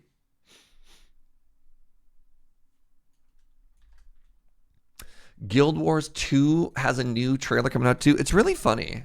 Guild Wars 2. Guild Wars 2 Wilds of Janthir. I have a lot of friends who've been getting back into Guild Wars 2 lately, which is wild. Have we checked out any of UFO 50? No, we haven't. That is a very recent release. Heroes of Might and Magic Olden Era. There's a new home game? Crypt Custodian. All right, let's leave these for now. Because this is a lot to work our way through, right? Isn't Guild Wars 2 like 50 years old? It's younger than World of Warcraft. I believe Guild Wars 2 is 18 years old. And WoW is 20 or something like that.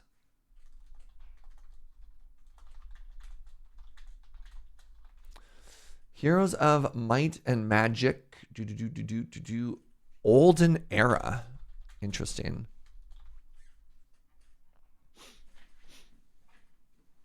Wait, Guild Wars 2 is only 12 years old? I fell off of Guild Wars 2 when it came out in the 2010s. Okay, well, hold on. All right, one last one. All right, no more suggestions after this one. WoW's 20. WoW's got to be 20, right? Hold on. World of Warcraft. World of Warcraft is, I'm sorry, chat. World of Warcraft is 20 years old.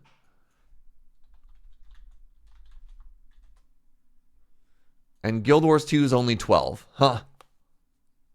I think the first Guild Wars, right. Guild Wars age. Guild Wars is 1 year lesser. Okay. Civilization 7. I somehow managed to miss all of this. Oh, release date is expected to be February 11th, 2025. All right. Study the past if you would define the future. All are architects of fate, working in these walls of time. Let us all for death prepare, or on the last great journey fare. Let me not then die ingloriously and without a struggle. But let me first do some great thing that shall be told among men hereafter. Each of us shall endure this world's life until the end.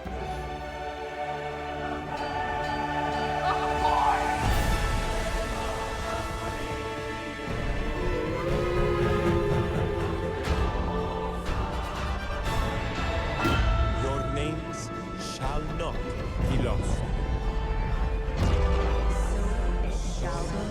So it shall be. So it shall. This trailer was on the Game Awards or Summer Game Fest. I couldn't actually co-stream the Game Awards this summer. I think it was in the middle of like Friday nights filming or something, or I had a friend in town. This was one of the years that I didn't actually co-stream that, so that could be why. I do try and co-stream most of those events though.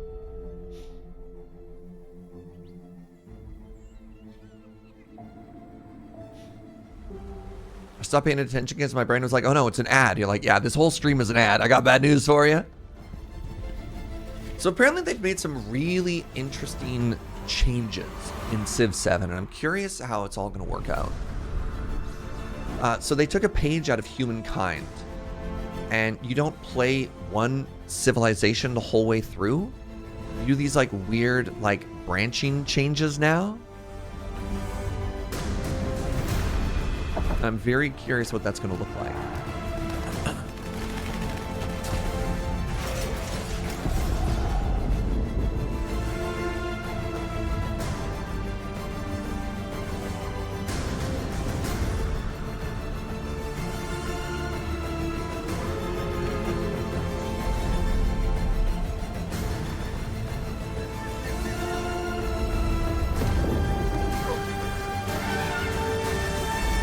Big one for me was no unit XP anymore. Right, and another thing you can do, speaking of unit XP, is continue to upgrade custom, like special units the whole game through. So that if your faction has a unique unit, it doesn't lose relevance. You can keep it the whole game through, which is interesting. Does anybody have any more video resources? I want to dive a little bit deeper into Civ 7. Maybe it's on YouTube. Are there any like short video essays by the Civ team on what to expect?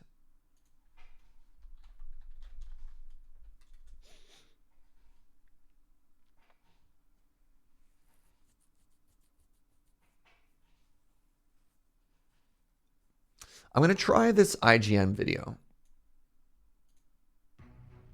There's nothing quite like the moment right before. I don't want to watch the hour-long one, but that's fine. Civilization game for the first time, particularly since this is the longest we've ever had to wait for a new one. And I'm happy to say I came away with a pretty positive outlook on Civilization 7. It's a more daring, risky take on the formula than any of the past few iterations have been, and I think that's definitely the way to go, considering those older games aren't going anywhere and are still quite playable. From ages that completely transform. Yeah, Civ 5 multiplayer is still very popular. Bold, readable, but grounded new art style, Firaxis is already putting their best foot forward.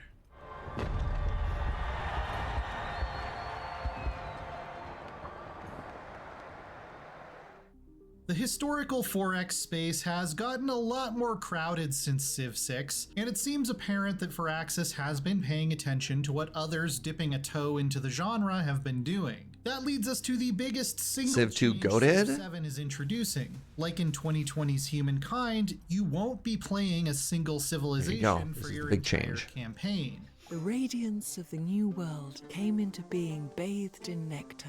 There are three distinct ages: antiquity, exploration, and modern. The devs were quick to point out that ages aren't exactly equivalent to eras in past Civ games, since they're quite a bit longer and more distinct. By turn 125 on standard speed, I was still in 1150 BC according to the RP clock, for instance. A campaign should take about... They say Humankind is 2020, about 8 months ago. Don't worry about it. You'll pick a new Civ to play for each age, with its own bonuses, units, and map graphics. The thing that will stay with you is your initial choice of leader, a 3D avatar for your entire campaign that comes with their own set of permanent bonuses.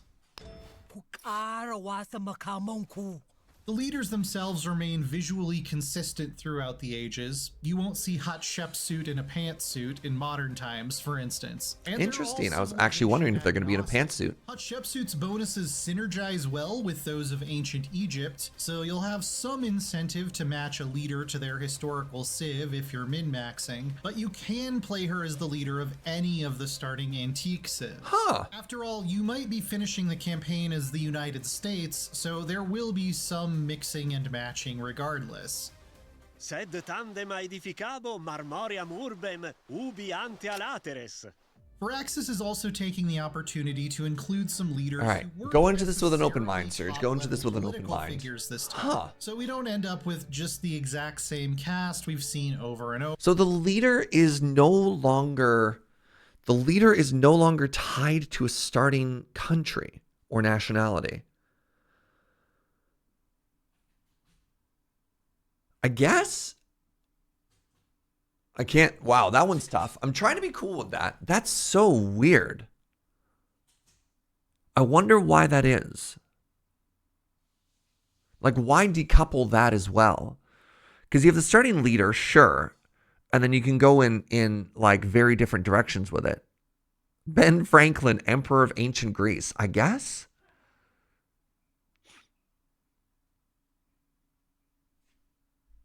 Hold on. Let's go back a second here. I need to watch this again. Some incentive to match a leader to their historical civ if you're min-maxing, but you can play her as the leader of any of the starting antique civs. After all, you might be finishing the campaign as the United States, so there will be some mixing and matching regardless. You treat the leader more as an archetype than as a person, I guess? Firaxis is also taking the opportunity to include some leaders who weren't necessarily top-level political figures this time, so we don't end up with just the exact same cast we've seen over and over again. Ben Franklin was specifically called out, though I didn't get to see him fully animated in 3D. The idea is to avoid the stereotypical this person, this Civ stuff that Civ 6 starts with, but that, I mean, the idea was less this person, this Civ. It was like the person led the civilization. You couldn't decouple them. Like, it's not a stereotype. That's what it was. I don't know. Like, it's just a fascinating idea that you can somehow separate the leader from the civilization because they were the same thing. So what is the significance? What is the significant decision of making a leader? So go with me on this journey. In my mind, you, the player, are the leader, right? And in the decisions you make when you choose to play a specific civilization, and the leader is sort of a representation of that civilization as it goes. But like, why include the historical figure at all? Which is interesting. Yeah. If you decouple too much, why is it still a Civ game and not just some generic era builder? I mean, they own the franchise. When fools Role play? Rome shall fall. What isn't totally agnostic is your choice. Does the avatar have to be part of a specific nation? No, that's the whole thing. They've decoupled that for Civ 7, which is fascinating. It's very different. Celts to Chinese with little or no narrative context. Every starting Civ will have at least one natural path that's always available. You've been able to decouple leaders from Civs before? It was an option in 6? Songhai and then Buganda. But everyone can also potentially earn access to certain later age Civs that are unlocked by gameplay choices. For example, cultivating several horse resources in antiquity can allow you to become the Mongols for the exploration age. Oh, that's interesting. So if you want to unlock certain playable options in the next era, you have to hit milestones, and that's similar to the Eureka moments from Civ 6 for the science. Oh, that's clever. So if you don't have horses, you can't be the Mongols. I mean, that makes sense. Starting as Rome, then becoming the Normans, and finally ending as England.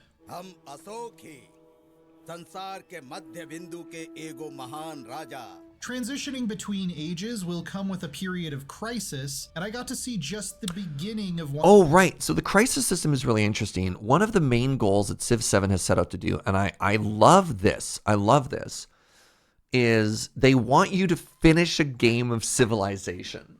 And I really agree with this. And I think the only other game that's really done a good job of this in the 4X space is Stellaris. And even Stellaris is kind of meh. And that is, they're trying to introduce mid-game and end-game crises or something to keep you playing. Because currently in a lot of Civ games, by like turn 40, the game is over. And you need to play another 6 hours to actually finish it. So the idea of trying to give you a reason to keep you engaged, to keep going, I'm actually kind of a big fan of. So anyways, every time you change eras, there's a crisis. Got it. For antiquity, which was called the Rising Storm. Depicting the fall of the great empires of old, it required me to take one crisis policy card, similar to Civ 6's Dark Ages, where all of them were bad, so it was definitely a pick your poison moment. At the same time, new groups of independent people, who have completely replaced barbarians and city-states, but can act like either one depending on what state of development they're in, and can be dealt with militarily or diplomatically, started spawning around my hinterlands.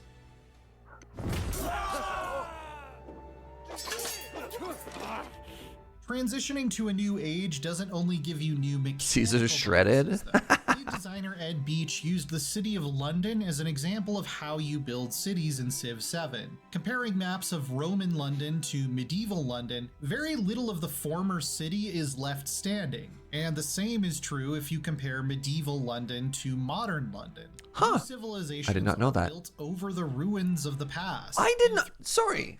Is that true? I had no idea that cities with that much history. Oh, that's so cool that they've kept maps of the old city and then they compare them and they're like, yeah, there's very, very little that lasted. Now, mind you, I imagine some of that's got to do with wars too.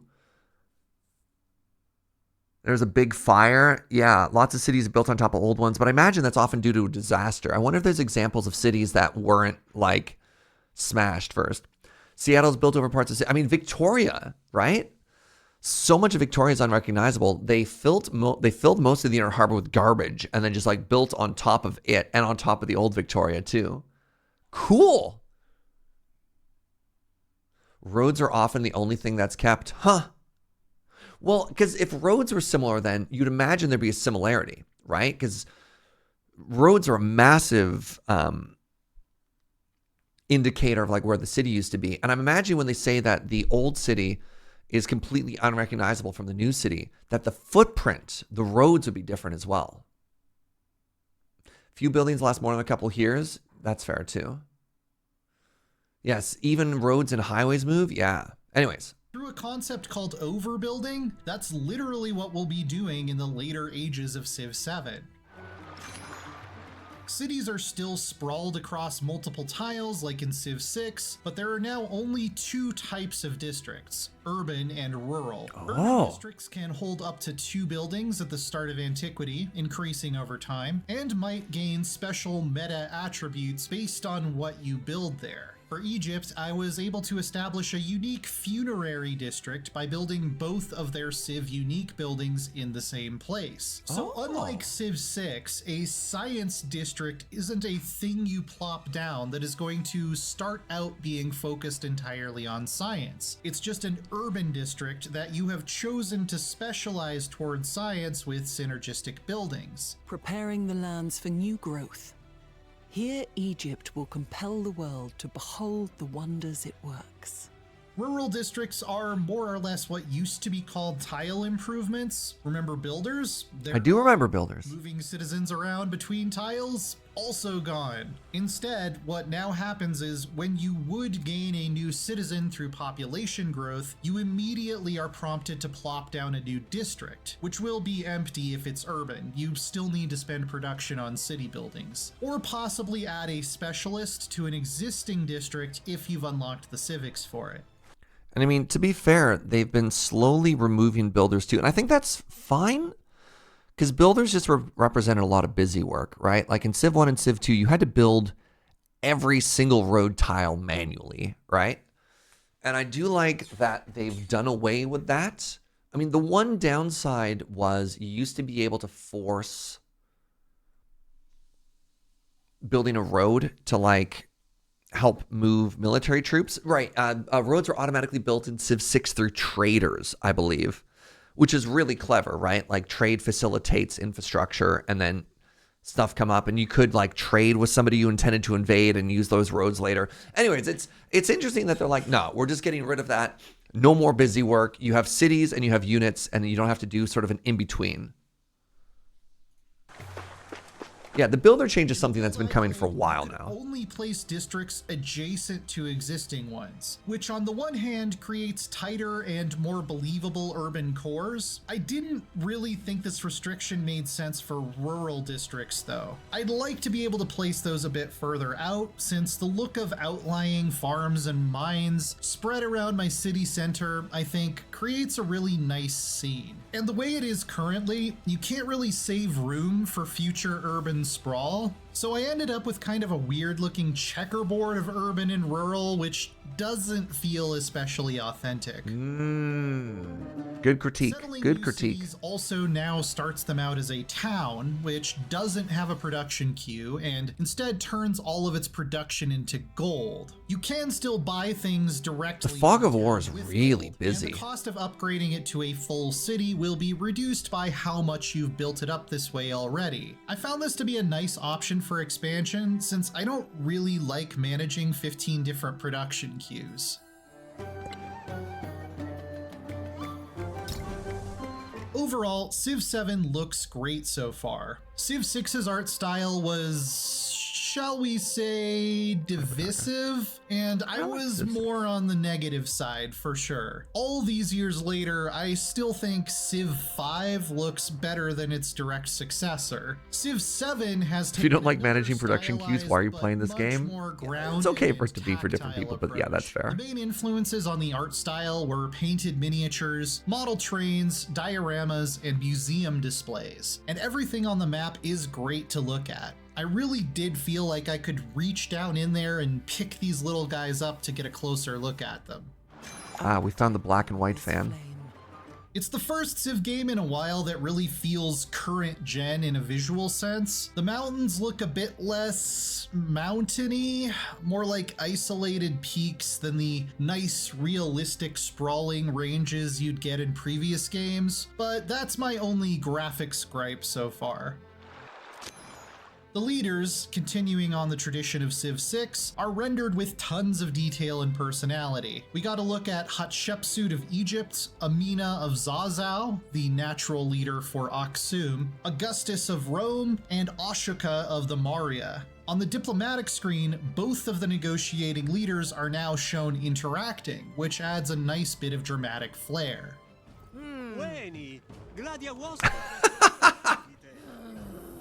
Where do I put my camera?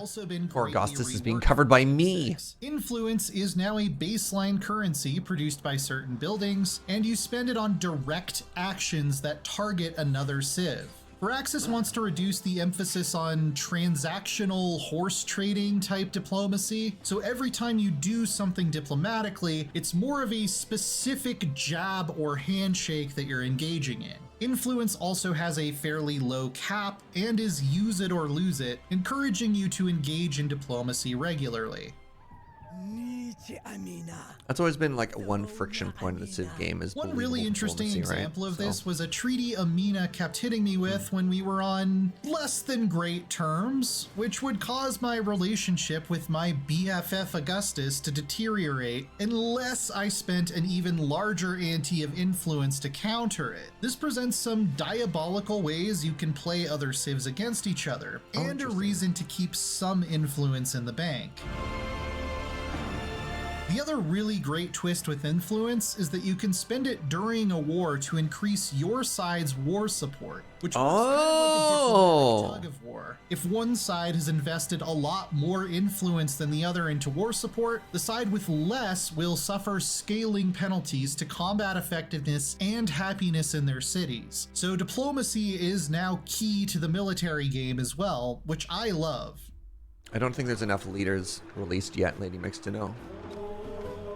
Even with only 3 hours of hands-on time, I think, as I said, they've only announced like 5 leaders so far. About Civilization 7. There's so much I haven't even touched on yet, from commanders that can pack up entire armies for easier transport across the map, to culture and leader-specific perk trees. So keep an eye out for much, much more about Civilization. Can I give my neighbor a suspiciously large horse statue? Else in the world of video games, stick with IGN. This was sort of the perfect length, by the way. What was that, 11 minutes? Yeah. Very hype. February 2025. So Civilization 6 is still the second most ever streamed game on my channel. So look forward to some Civ in the future. Yeah, good early review. What are my thoughts? The Fog of War seems very busy. They're changing things. I mean, but again, you want them to change things, right? I don't know if you ever just want each version, each sequel of the game to be exactly the same as the first without trying anything new.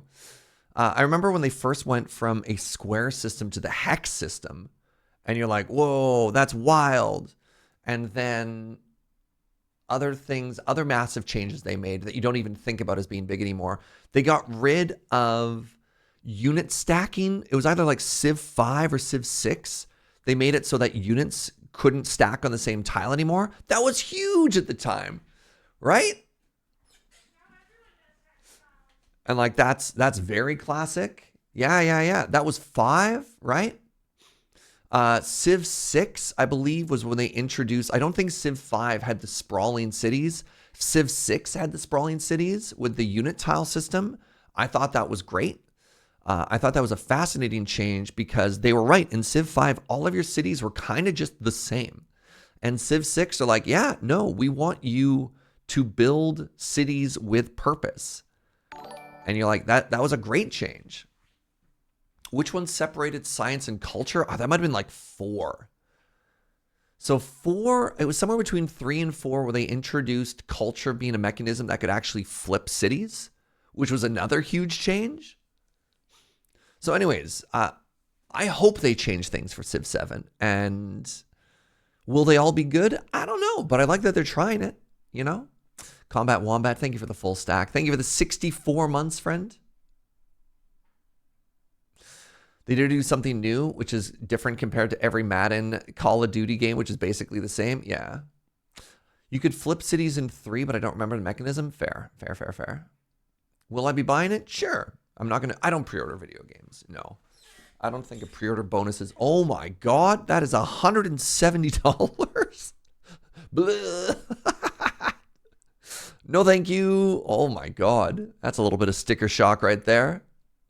So, important question, chat. Sean Bean. What is the status of Sean Bean in Civ 7? Do we know?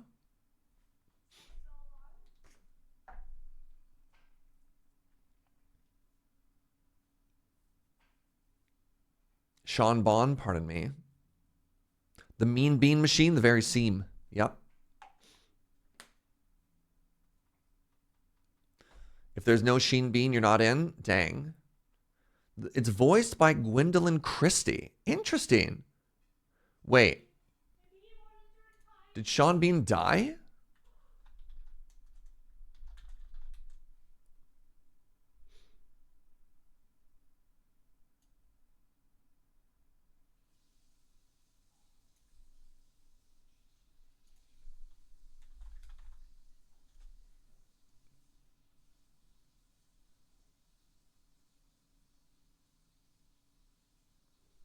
No, Sean Bean isn't dead.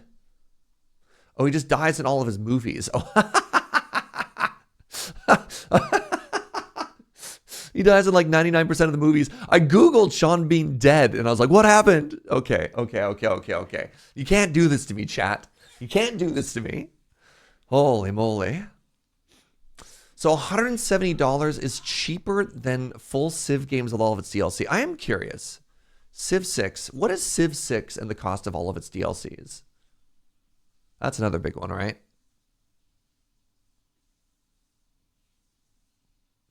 Gwendolyn Christie also did cinematic trailer. She's the voice of Brienne of Tarth. Interesting.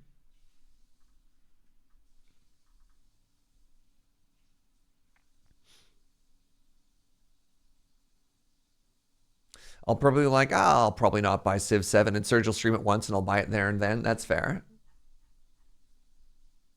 DLC, what is this? Early EA? So Civ games have famously had quite a few DLCs.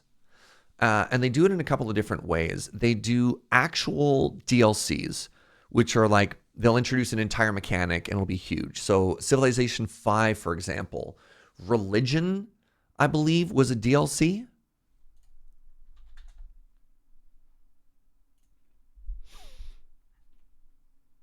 Content for this game. Brave New World, Gods and Kings. Yeah, so they had 2 DLCs. And then what they do is they have content packs where they'll introduce both scenarios, which I never play because I only ever play the multiplayer one. They do, here's more leaders, here's more civilizations, and they have a bunch of like small ones that come out as well. 15.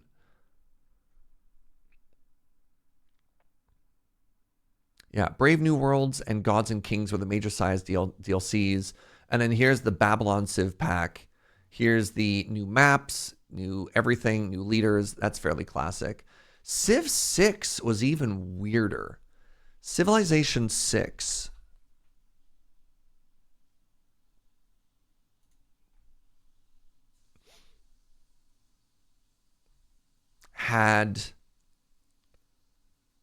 Yeah, they had the New Frontier Game Pass, which we had. Wow, actually, hold on, $170.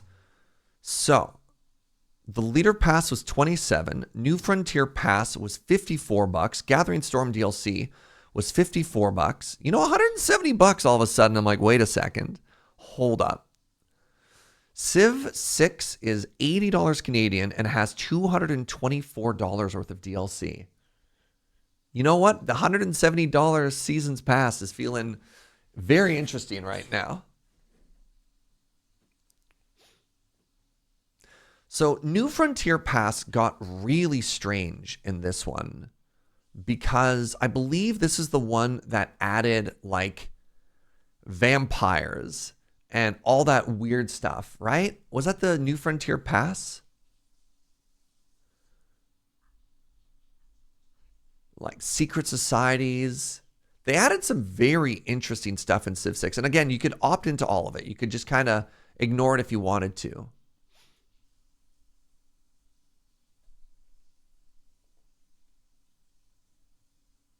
A good watch would be the official narrator reveal trailer for Civ 7. Yeah. All right.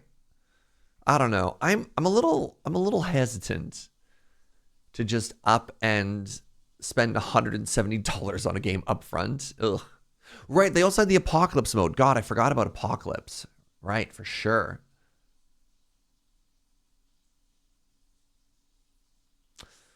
Civ 7, y'all.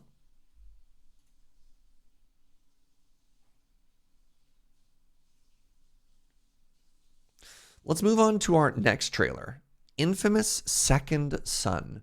So, a reminder, friends, if you know a trailer is not safe for Serge, and again, it's okay if the subject matter of the game is a little bit heavier, I want the trailer specifically. If you know a trailer is full of profanity and stuff like that, let's try and avoid it. But content warning, I can't vet them all. Good start. Good start.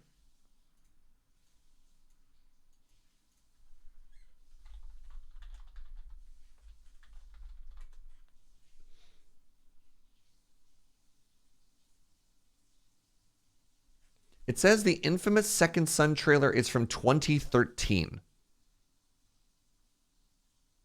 I don't think this trailer...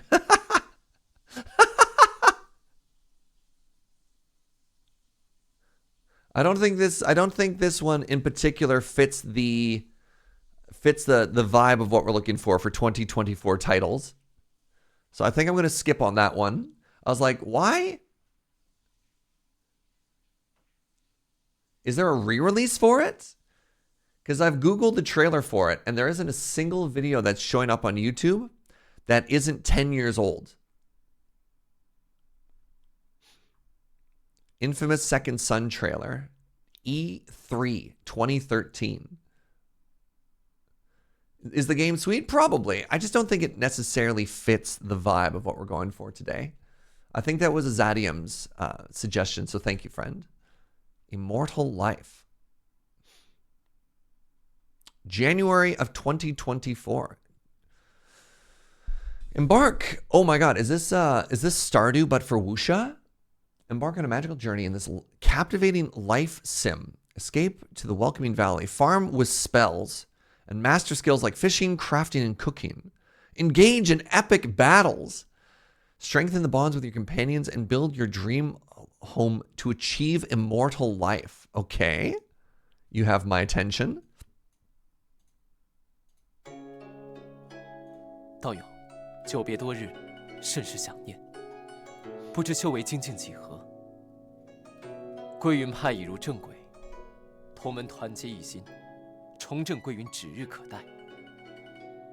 I'm very weak to this genre, by the way. This is like laser targeted at me. Cultivation in Pacific, not necessarily farming sims.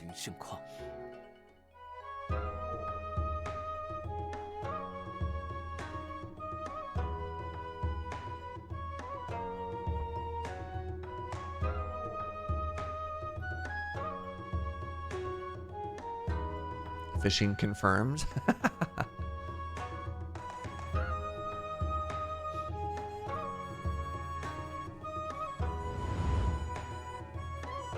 Do you mean cultivation is massing power or is literal agriculture? In this context, it's martial arts that then makes you ascend to godhood or immortality. Very popular genre of Chinese light novel, which is becoming increasingly popular in anime and stuff as well.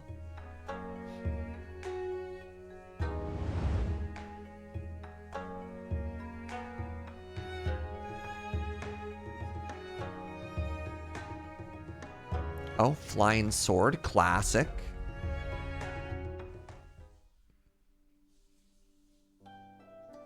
All roads lead to the Journey of the West, yeah. Well, that's kind of fun, using spells to plant crops. Oh, dang.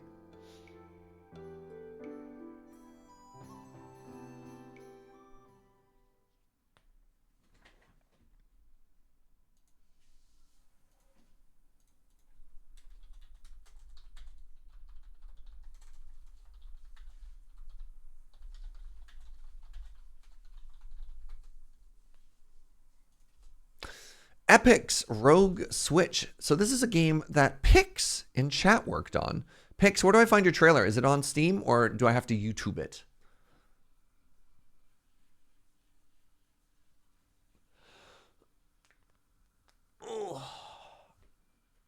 On the YouTubes, for sure.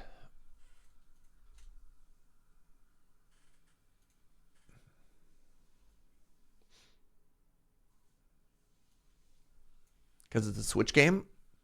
Top trailer here by Imagine Software.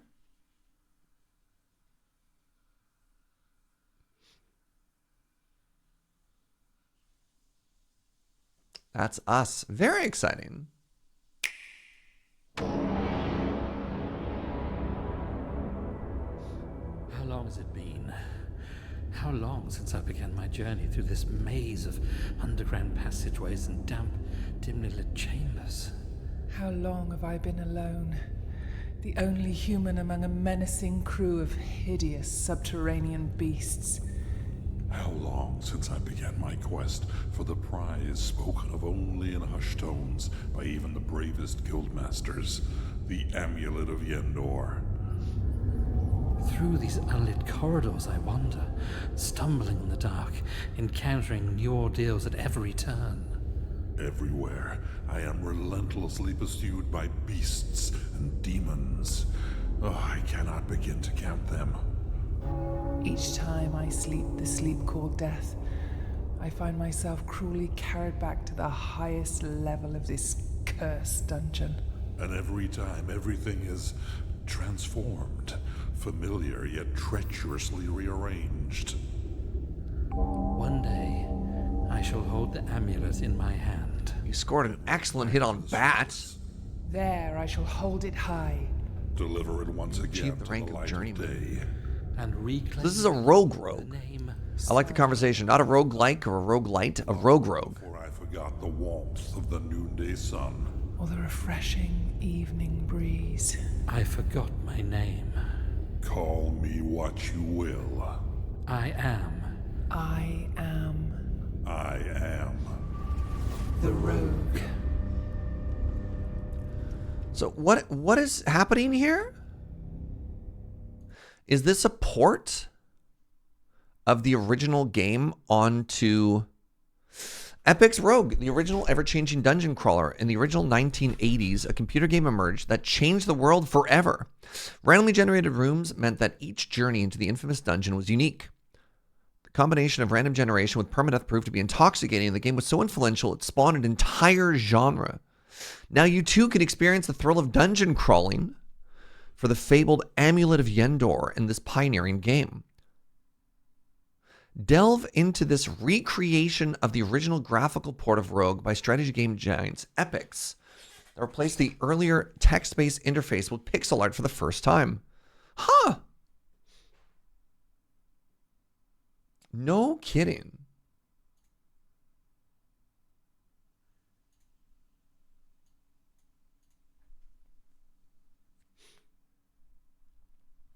This is specifically the graphical version that Epyx put out.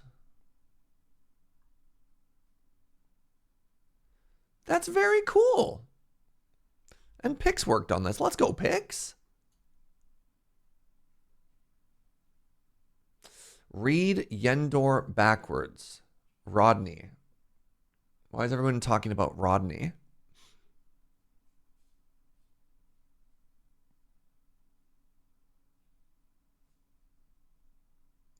Kits, do you want to do me a favor? This is completely unrelated. Do you want to blacklist the word Doge hype, please? Thank you.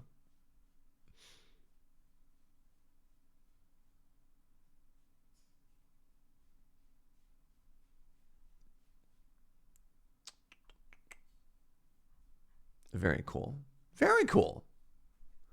California games for the Atari. That's where I know Epyx from. Huh.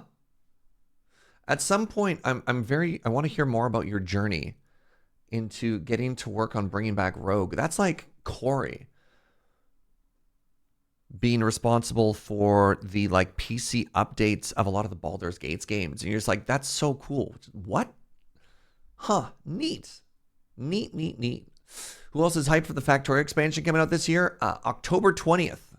That is the ticking time bomb for our Satisfactory playthrough. So yeah. Epyx was mostly known for their sports sims. That's wild. Well, anyways, very happy to check that out. Thank you. Thank you, Pix. All right, Caravan SandWitch, I think.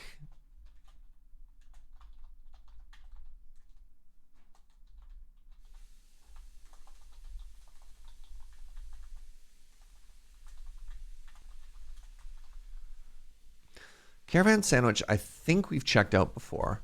Is this the one where you are in like a van and you drive around in van?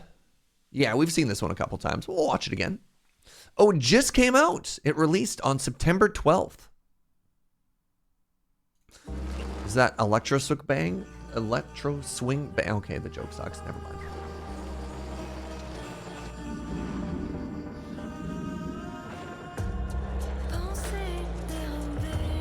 I didn't know there were spaceships in this game. What?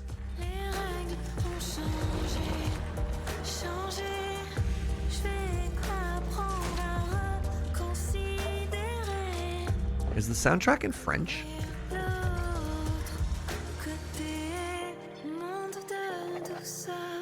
No, not your joke. My telling of the joke. You're fine, kids. I'm sorry.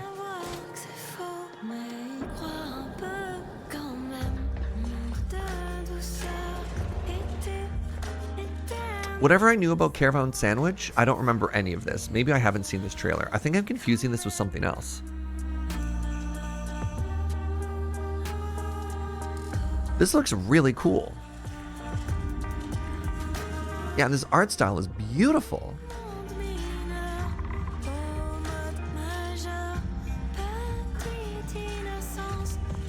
Yeah, this is not at all what I expected.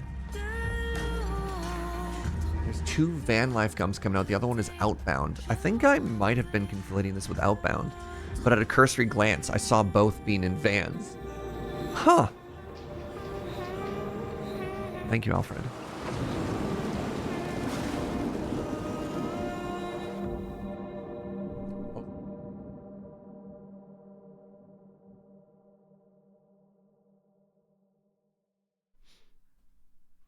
Is there a second trailer for this? There he is. I click.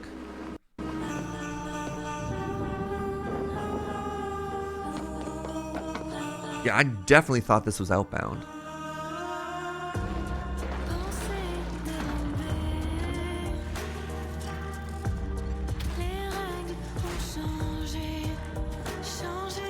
This is a French song.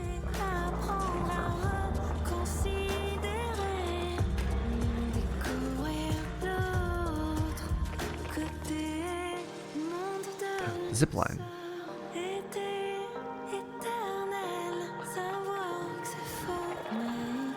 I was pretty pumped for this one after the demo in one of the recent Next Fests. Interesting. I'm getting so many emails from devs right now. The core gameplay is just exploration, no combat. Sick. I mean, that sounds awesome sometimes, right? Just exploration, a little bit of puzzles and stuff. Embark on a journey across vast landscapes in Caravan SandWitch. Not sandwich. Not the food. A captivating narrative-driven exploration adventure.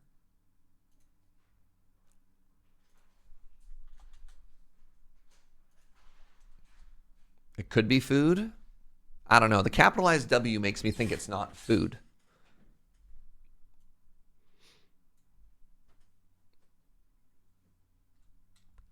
Narrative driven. Get it? Driven. Exploration adventure. Featuring Van.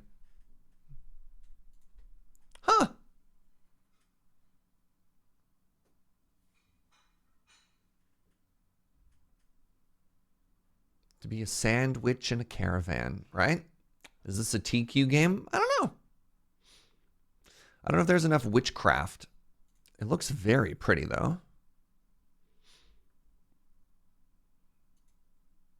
I saw the trailer but missed the name. I had to look it up since the vibe looked great. This one?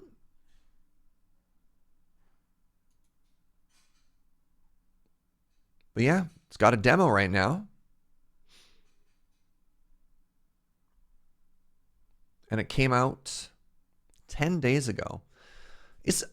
Apparently, is September like a huge release time normally for video games? Are they trying to time the release of video games with like back to school or something? This year's been ridiculous for releases. It's going to be a very challenging year for me to figure out like my Gotti. My top 5. Every other month has just been flooded with new releases. Post-summer, getting into those holidays. Well, I thought there was like a big Christmas push too, right? Like I thought early December or something like that. I thought there was like the holiday release schedule was also big. Oh, this is to avoid those big holiday AAA launches. Interesting. Okay.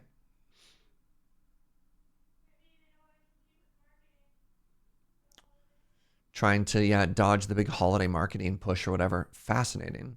Thank you for that one. I was like ready to be like, I've already seen this game. And then it turns out I was wrong. All right, Pyrene. What is Pyrene? Pyrene is a deck builder. Okay. Defeat monsters and rebuild your home in Pyrene, a fast-paced roguelike dungeon crawler. Play with different heroes and spells. Okay. Collect powerful relics. What?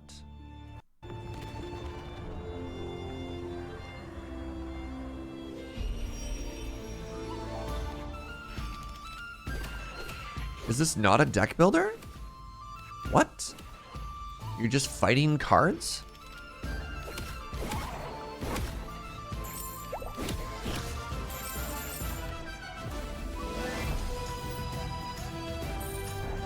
It is also a deck builder. Relics.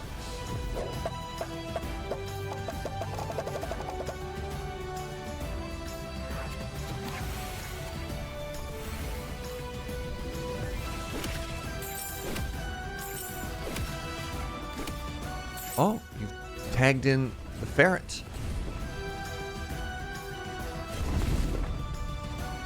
You'll never get out of there alive.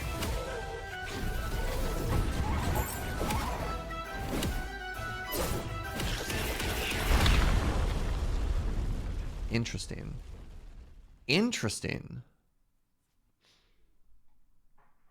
Let me at him.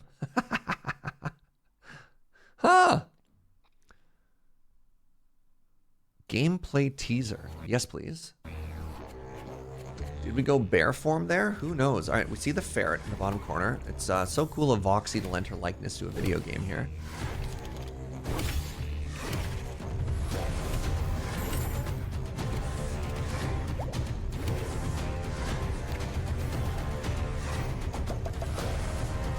The trailer's moving so quickly, it's kind of hard to parse what's happening here.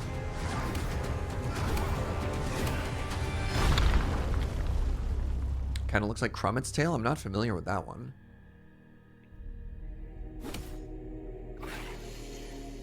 Wretches!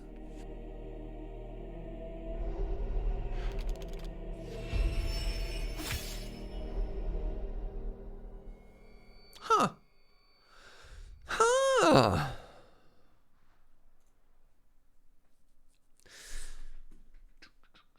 Play with different heroes and spells, collect powerful relics to upgrade your deck while uncovering the mysteries behind your village's destruction.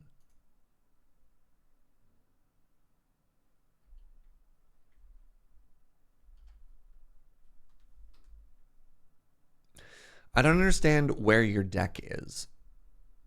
Because it looks like you're exploring a board, right?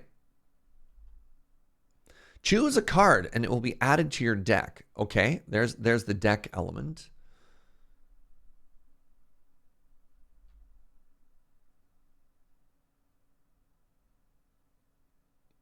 Your deck gets spread out onto the board. So like the coins and the mushroom and stuff like that and the badger, like you get to an area and it lays everything out and like you go and you fight and you heal and you pick stuff back up. Very interesting if true.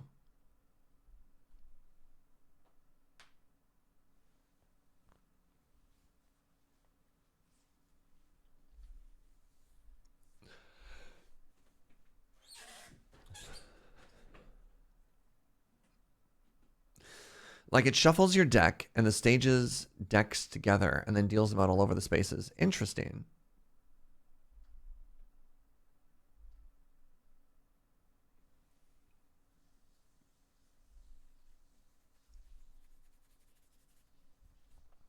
Huh. I'm going to just go ahead and put this one here. Similar to games you've played like Slay the Spire and Balatro. So no promises because this is a lot of work to set up and some things to think about.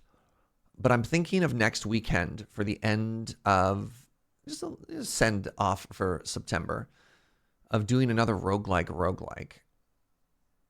And I don't have any new games I was considering for that. But you never know, right? Little roguelike roulette, you know?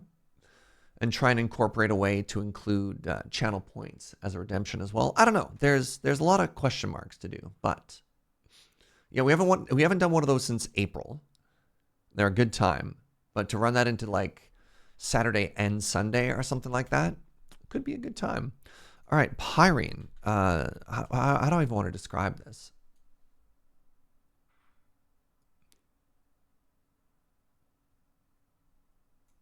Deck building. Deck building roguelike dungeon crawler.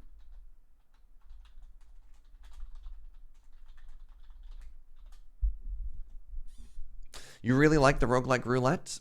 I don't think you really need a new game for it since it's so random. I still have the list. And I think what I'd want to do is go through and find some of the games that were a little too long. Some of the games were they didn't quite fit the vibe. I wonder if I've actually curated this since.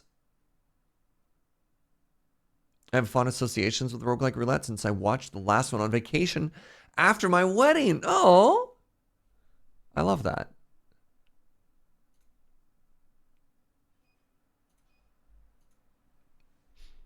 Thank you to whoever suggested this game. This game seems massively Serge focused. All right, Industrial Annihilation. I'm hoping this might have something to do with Total Annihilation. The font family looks like it. Total Annihilation being just an absolute all-time banger, an all-time classic in the RTS genre. I think this might be something we've looked at in the past. I'm going to click on it.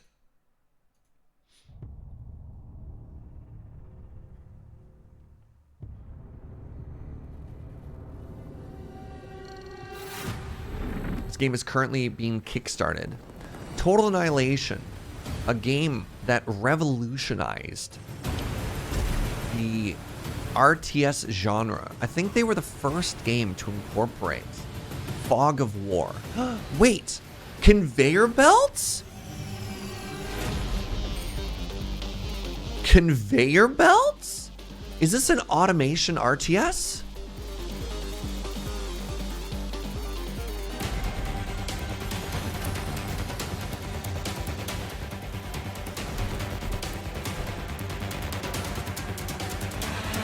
Supreme Commander meets Factorio?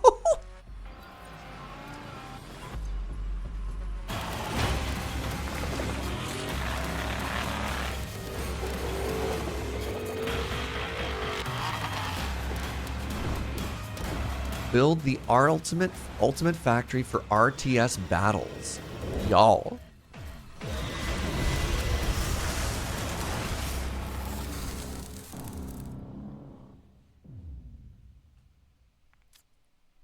So at least some of the Total Annihilation people made Supreme Commander, and then they made Planetary Annihilation, and now they are making this. I have never hit the wish list button so quickly before.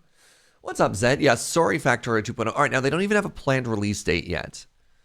So I don't think we have to worry about Factorio 2.0. I think we're still a ways away, right?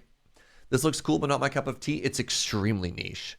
This is extremely niche. You have to like both RTSs and factory games. Planetary Annihilation burned you. The first thing you ever kickstarted and I was disappointed. Yeah, expectations are always tough, right? When you're backing something well before it comes out. There's a new genre dropping called Serge likes. Yeah. If you specifically like the aesthetic of giant mecha scorpions, there's a video game franchise called Wasteland that you could check out. Wasteland is more of a not Surge safe Fallout franchise. I think Wasteland 3.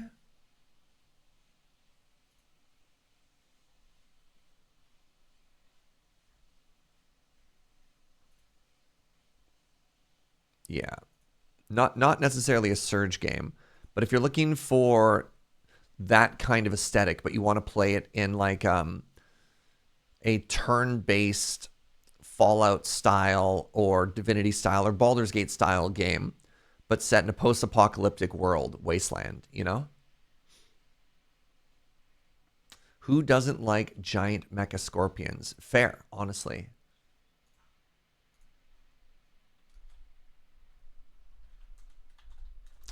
Factory game meets Total Annihilation RTS.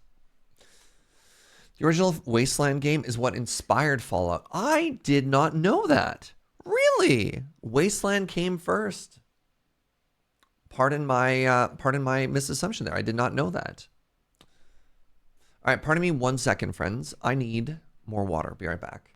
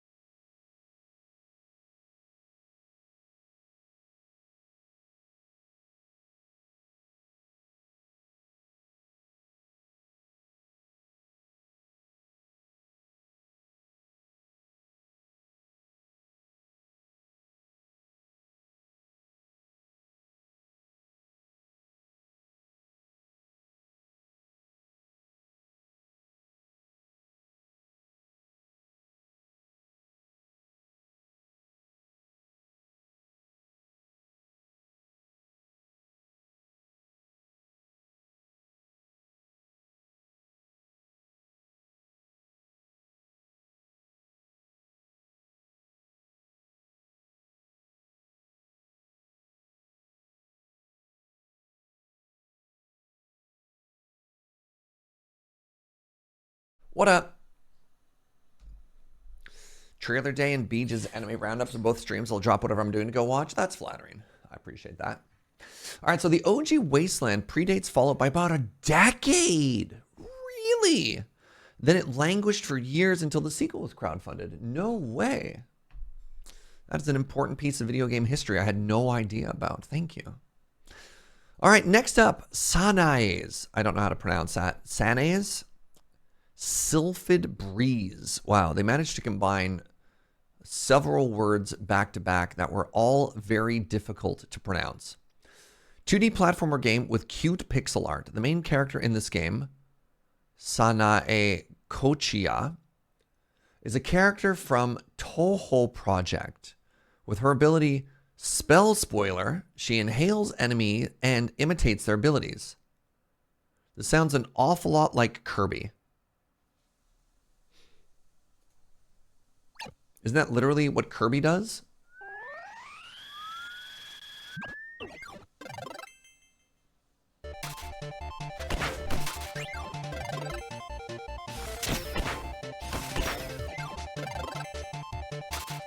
New favorite genre? Is this a Kirby-like or a Kirby-light?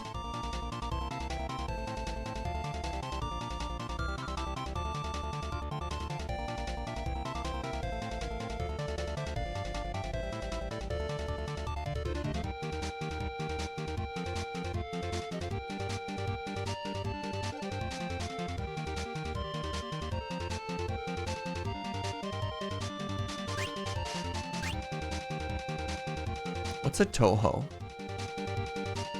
I mean, it seems very cute.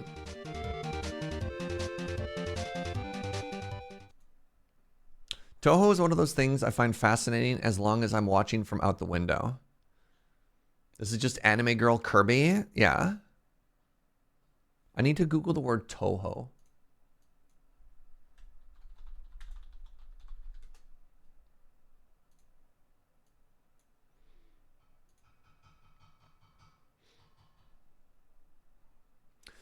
Touhou is a collection of games, mostly, I don't know what this word means, shmups?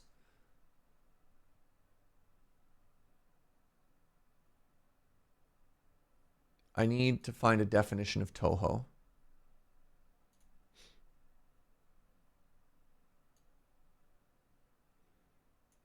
The Touhou Project, also simply known as Touhou, is a bullet hell shoot 'em up video game series created by independent Japanese Doujin Soft team Shanghai Alice. What? Oh, shmup is short for shoot 'em up. Interesting. Okay. Touhou Project is a long-running series of shoot 'em up games with awesome music and a massive fan community with loads of fan games.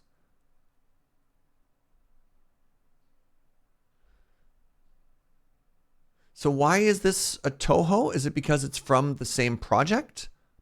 No, is this a fan-made game taking a character from the Touhou project and putting it somewhere else? Team, it's just one guy. Okay. This is a fan game using a Touhou character to make a Kirby-like? Wow. How many layers of anime deep are we right now? Incredible. Okay. So this is a fan-made Kirby-like using a Touhou character. There are many Touhou fan games. I'm learning. Look. I'm learning. We're just at the tip of the iceberg here. I'm learning. I'm learning as fast as I can right now. I had to start with the word Touhou, which I had never encountered that before.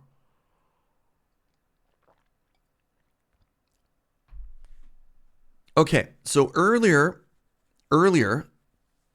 months ago, we dipped our toes in the world of, oh my God, what was that game called?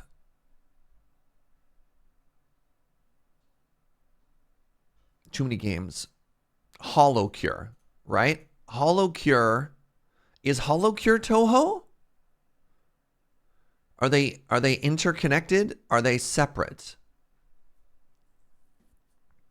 Where does Touhou start and HoloCure is not Touhou. HoloCure is Hololive, which is a group of VTubers. Sure, but the VTubers are based on anime girls. Right? Though not related to Touhou, I get the confusion. Oh my God. Okay. Hololive is not Touhou, but there are Hololive streamers that are Touhou fans. All VTubers are OCs. Okay. And they're all anime girls. So, okay. So So let me just make sure I understand.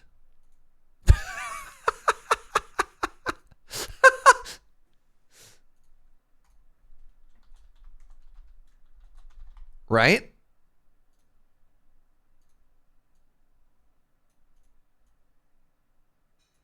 I'm going to offset these deliberately just to be safe.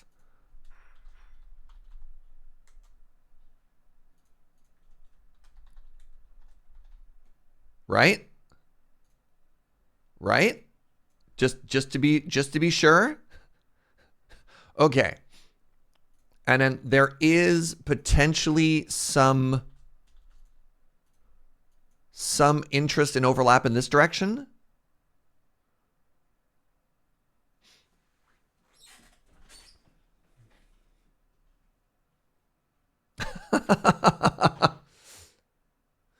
Now, a new circle, fan games. Right. Okay, hold on.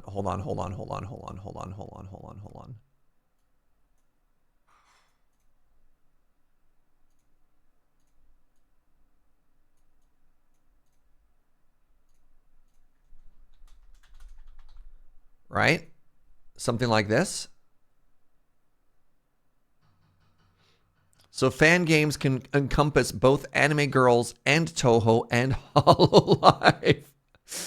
Right, and then somewhere in here now. Oh, no.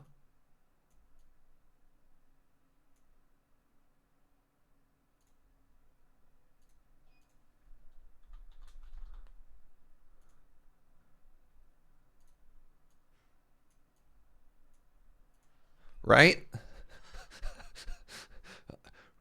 Right?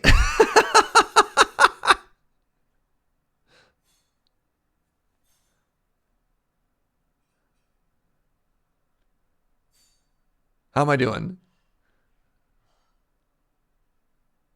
It's all connected, man. Yeah. Okay. Touhou. I learned something new today. I looked away for half a second and things got... Look. What you've learned is never look away. I don't think you'll get a VTuber intersecting Touhou as it's another property. Hololive would be a subset of VTuber, though. Sure. Okay.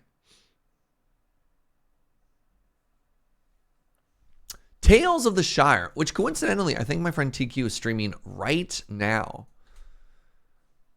This is a Lord of the Rings game? Hold on. Did they make Lord of the Rings Stardew? Hold on. Welcome home, Hobbit. Live the cozy life of a Hobbit in the wonderfully serene landscape of the Shire. Discover, decorate, and share in this idyllic corner of Middle-earth. Join friendly hobbits and familiar faces awaiting your arrival in Tales of the Shire. The Lord of the Rings game. Oh, that's so funny. That colon there is so awkward. Tales of the Shire, the Lord of the Rings game. The Lord of the Rings game, right? The Lord of the Rings game. There's no easy way to say that. Look, there's a duck. All right. I need to see what this is. This will be an A+ game if it has none combat. Let's find out. There are many tales of Middle-earth. Tales of courage and brave deeds in dark times. But that is not our story. For this is one of new beginnings. The Tolkien estate insists it's The Lord of the Rings with no shortening. Cool. Ah.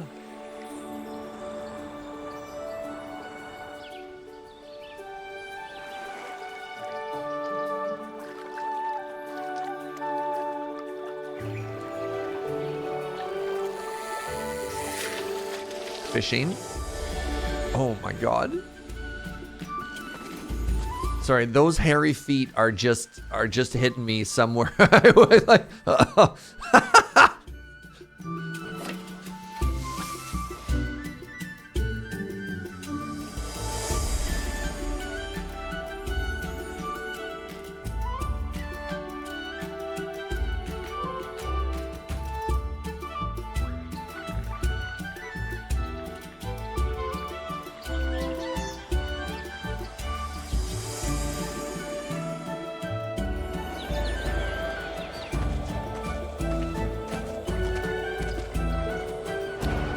that hop, skip, and a jump animation.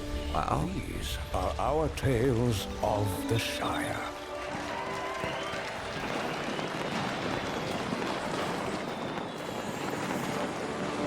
Hobbits really are amazing creatures. Okay. Who is the voice actor in this game? I am very curious if it's Ian McKellen, an AI chatbot being Ian McKellen, or if they hired somebody just to be like, do your best Ian McKellen.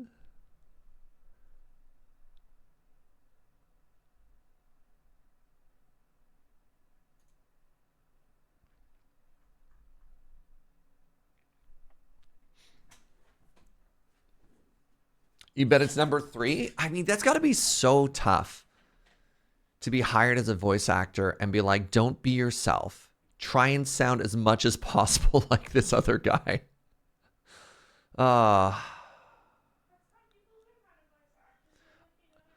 guess a lot of voice actors... All right, Joe hit me from the other room. I guess a lot of voice actors do try and get into it by emulating people they look up to. Tom Kane. Interesting. Voice actors imitate other actors a lot. I guess that's fair. But I don't know. I think I'd want my voice to stand out, but that's fair. Tom was also the narrator and reader for the 2003 Hobbit game. Oh, no kidding. Thank you, Raven, for that fact.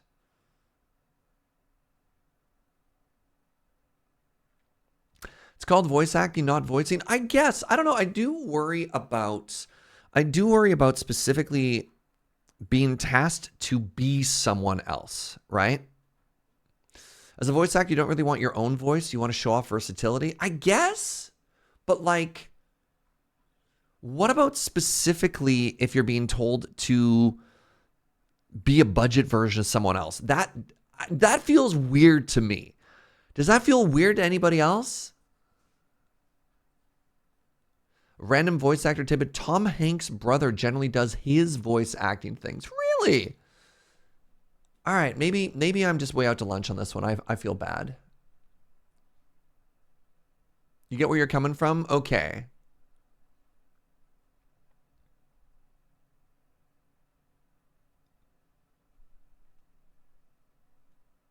Old man yells at cloud. Thank you, AnimeKitty. Also, AnimeKitty, why am I seeing paint images dumbstering VTubers? I'm not dumbstering any VTubers. I needed to lay out the tricky web. I'd never heard of the term Touhou before. And so I needed to understand where Touhou started and other magical anime girls ended. You know what I mean? It was tough. It would be very tough. He's not imitating Ian McKellen. He's imitating Gandalf. Ah! All right, Pix. Thank you, Pix. Thank you for being the light parting the clouds for me there. As someone who's done voice work, it's teeny beeny weird, but money is money. That's fair. Yeah, you know what? That's fair.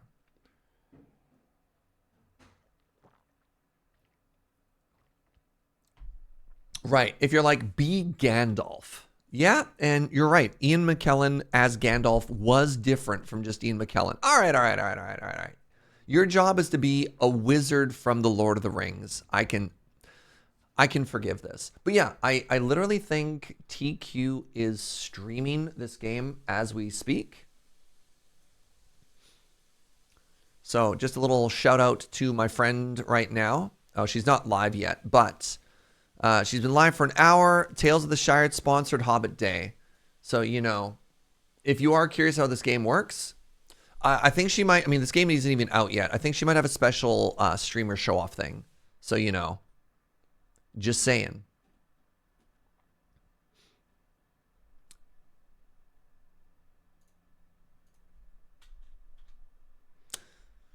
A Hobbit-based farming... Would you call it a farming cozy game? What do you mean comes out March 25th? March 25th, like it's 8 months from now, Abavis? Dang. What do we call a Stardew-like? I don't just want to call it a Stardew-like. Like, what is that genre? It's not quite slice of life, because often slice of life can also mean like high school, right? Cozy game. Farm life sim is pretty cool. Cozy farm life sim. I like that. Farm core.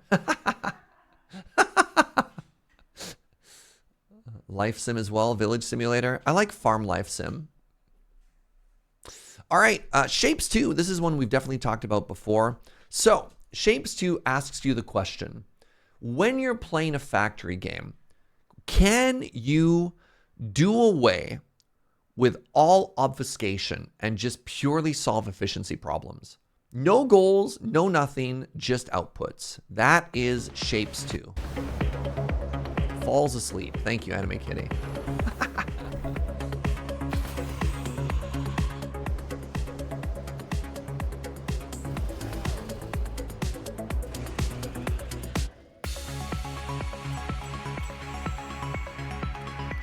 Pardon me.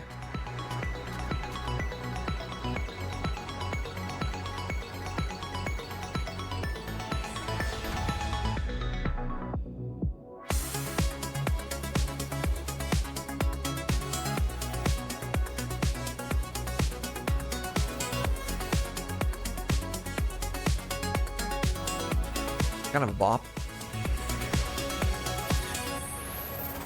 You know what's funny? This is not a Serge game. This is not a Serge game. Kratos Shapes 2. Turns out I need summary of the game, so you can decide whether it's the right an obfuscation. I need more of a hook than just pure optimization. Capable of breaking shapes down and creating completely different ones. We I want you to need enjoy the aesthetic. game I need the and play hook. at your own pace, so buildings are completely free and resources are infinite. Your goal is to live increasingly complex shapes to the vortex to unlock new technologies.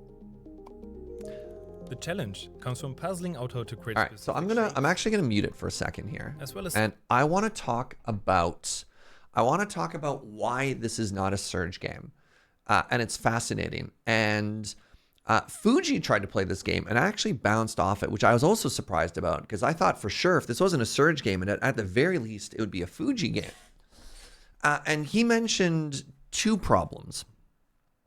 The first problem being it's not additive because you're not telling a story. And so in like Factorio and Satisfactory, for example, you are telling a story for a couple of different reasons. One, your factory naturally has sort of like a story that it tells, if that makes sense, in that you have the history as you unlock tech trees and as you move forward and you do stuff like that. And in this game, it's mission based, and you can build basically whatever you want at any point. And at no point do you ever need to care about your previous outputs, right? It's not like you make an iron smeltery and you make a sheets and you turn those sheets into pipes and you do stuff. You need to keep going. What happens is when you get to the new factory, you can literally just delete everything because there's no constraints of power or resource throughputs or anything. You just build everything you need to build. And that to Fuji was a major friction point for him, to be like, what am I doing? Why do I need this? What story is it telling? It's a puzzle game. It's not a factory game. Exactly. Right? And I think the problem is a lot of people see this as a factory game analog. And you're like, oh, that's a big difference. And then number two, in a factory game, there are goals to hit an output at a certain rate, right? Because it's additive. You take, like, if I want to get my iron production up to, I don't know, 8,000, it makes everything I do later on worth that time because that foundation exists, which you don't need to have in this one. And this is again, I'm speaking for Fuji. Fuji would come out of a puzzle and be like, well, the puzzle wants me to have an output so that it's done, like I've solved the problem and it'll be done in 30 minutes. Or I could spend 30 minutes scaling it up so that it's done in 5 minutes. He's like, or I could literally walk away from my computer and like watch a YouTube video, and then I could come back and it'll just be done. And he opted to be like, well, I don't want to play the game. I'm just going to come back and it's going to be done in 30 minutes, which is an odd way to solve the problem as well. And again, if you find it fun to optimize and solve it so it is done quicker, power to you. But again, without that factory game mentality of that foundation being worth anything, why put in the time other than just for the pure joy of solving it? So yes, this is a puzzle game. This is not a factory game. And that's okay, right? Like, not all games have to exist for me, but those are the reasons why I'm not. Oh, that's so funny. And meanwhile, Nilaus is playing, who's like one of the big YouTube factory game players. Dyson Sphere, Satisfactory, all that stuff. He's currently playing this game. That's funny. How many puzzle games do I play? I'm not a puzzle game enjoyer. I'm specifically not a puzzle game enjoyer.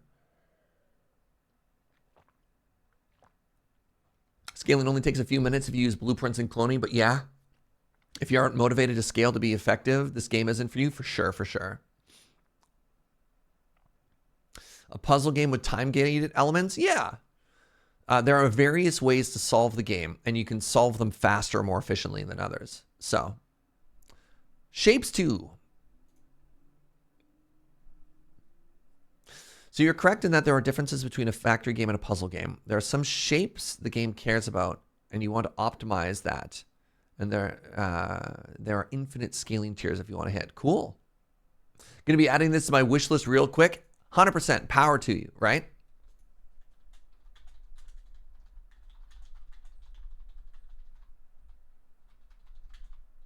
Going to call it a puzzle game with factory game-like elements.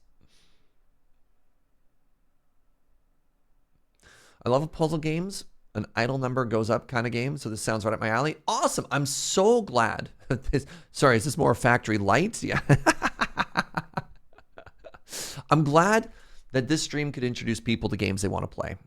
Love it. Absolutely love it. You can delete everything. Yeah, that's the issue, right? It's not additive. You just restart from scratch if you want to. All right. Mostly negative. Uh-oh. Oh, right. I remember this one. I think I actually watched Jorbs play this. This is a crew-based sort of like brawler shooter. Why do people not like it so much lately? From Amplitude and Sega.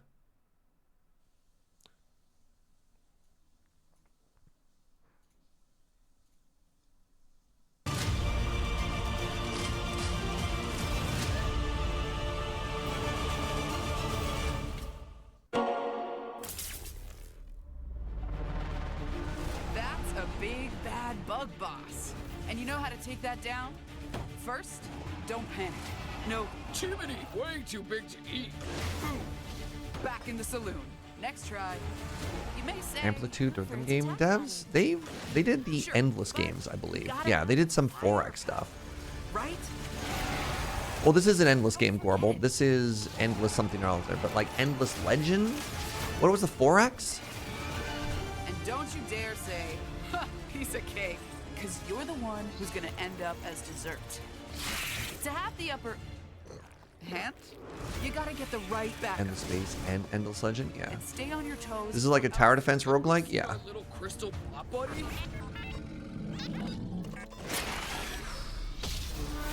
Better try a new squad.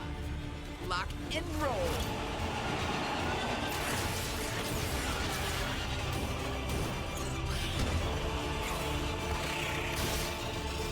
Sometimes we bite off more than we can chew. But it's beautiful when it comes so like this particular setting looks very rock and stone, right? Looks very oh my god, too many video game titles in my brain. This is what the actual gameplay looks like now.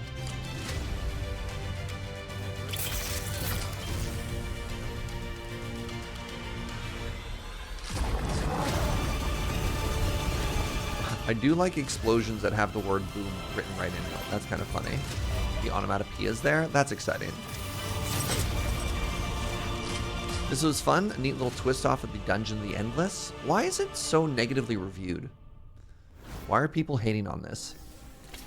Heads up, kids. Party time. Is this a DLC trailer?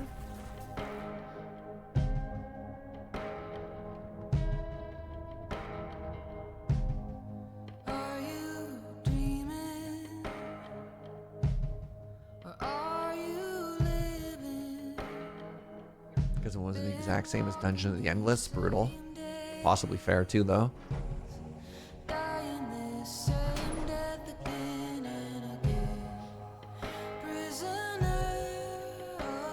A lot of bugs of the recent stuff. Oh, I mean, that's tough.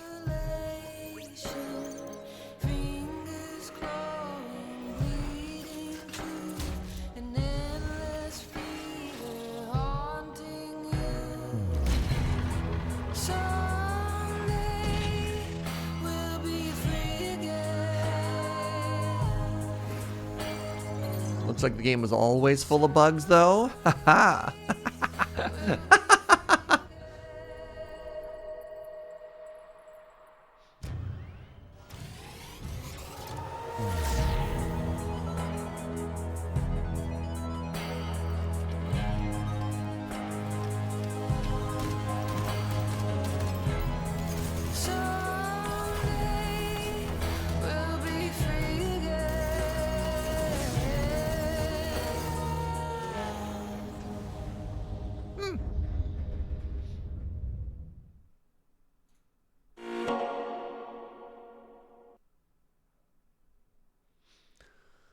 This is a team-based? This would be a good multiplayer game, right?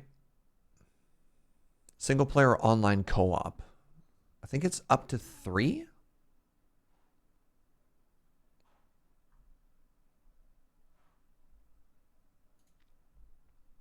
All right. This, man, I did not know there was a new Legend of Zelda game coming out. So the last I know, right, this is going to have to be a YouTube thing. The last Zelda game I knew was, what was the sequel to Breath of the Wild?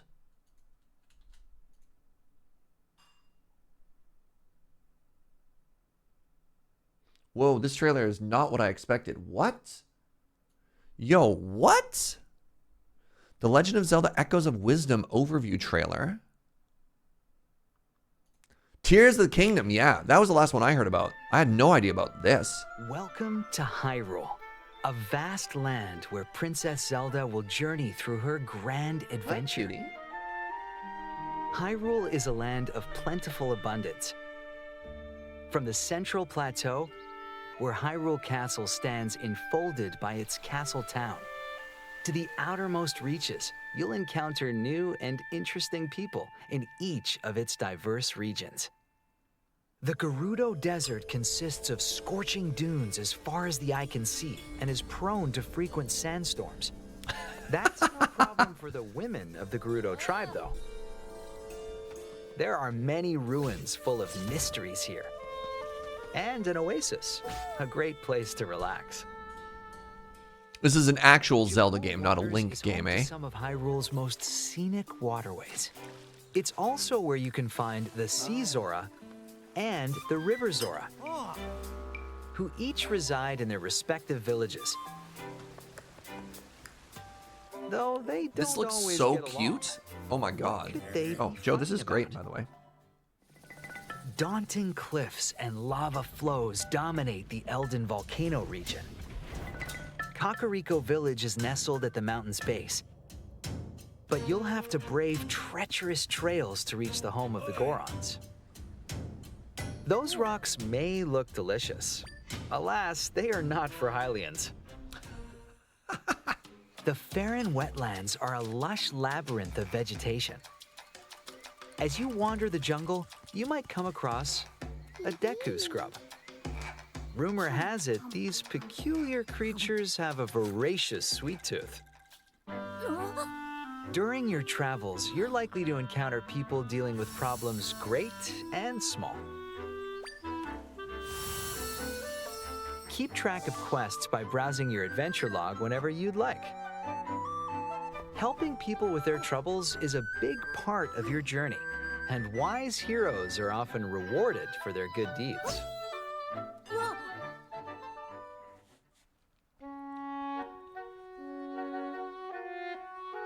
Objects known as waypoints are scattered throughout the land. Once you've discovered one, you can return to it quickly by selecting it on your map.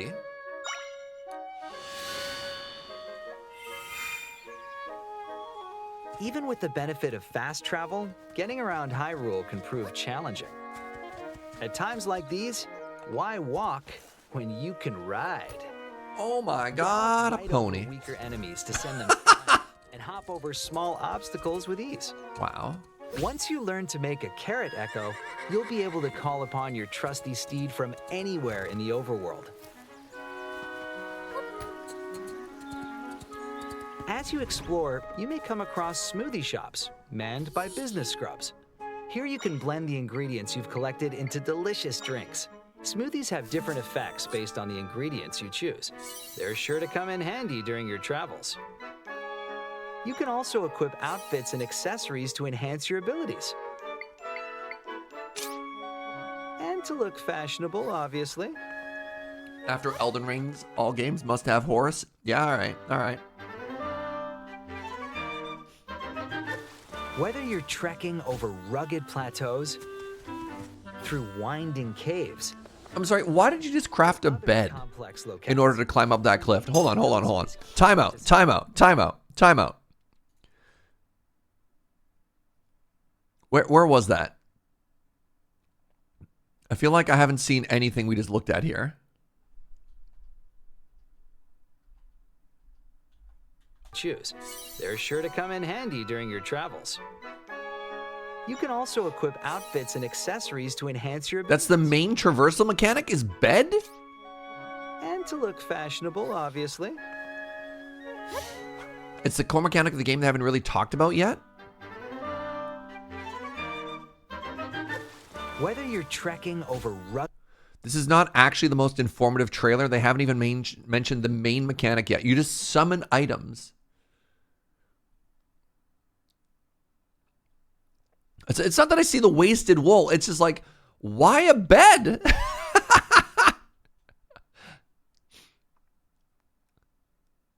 So this is the Traversing Hyrule trailer. Okay, I guess I should find like a basic game trailer, right?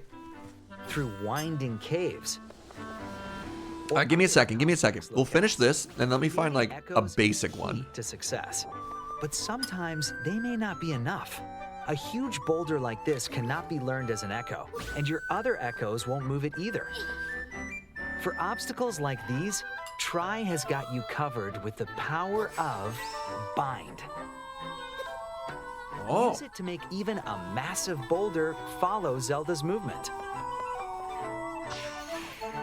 Bind can help you unearth buried treasure, or even reposition troublesome enemies.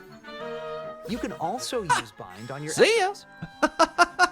So get creative and find ways to forge ahead. Alternatively, if you want to follow a moving object yourself, you can use Reverse Bond to go where it goes. Take advantage of a creature's ability to fly. Whoa! Or to move around quickly. Swapping between Bind and... Man, that's really cool. Oh, are you gonna climb with a spider? Yo! Oh, so clever. Imagination run wild. And Okay, this is really cool. with all sorts of ideas. Use Bind in combination with your echoes to overcome obstacles.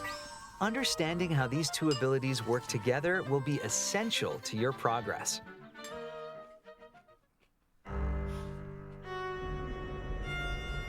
I'm a big fan of dig hole and then put enemy in hole.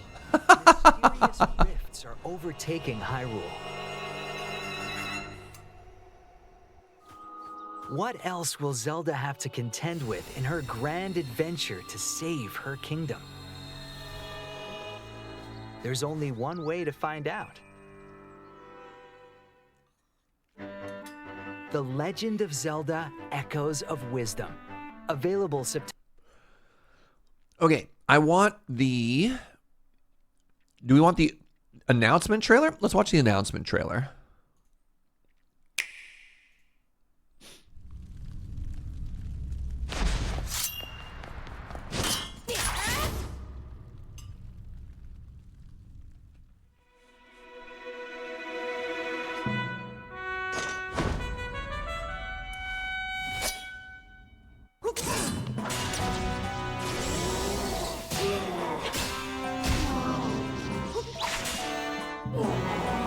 Is that to be some kind of like weird pig Ganondorf thing?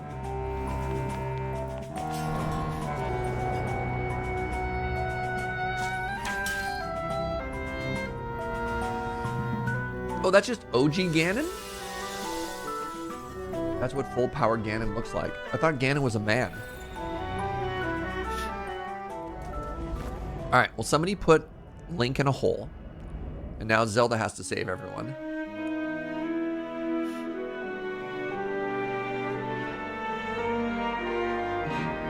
Oh, that's Manon? Oh man, alright.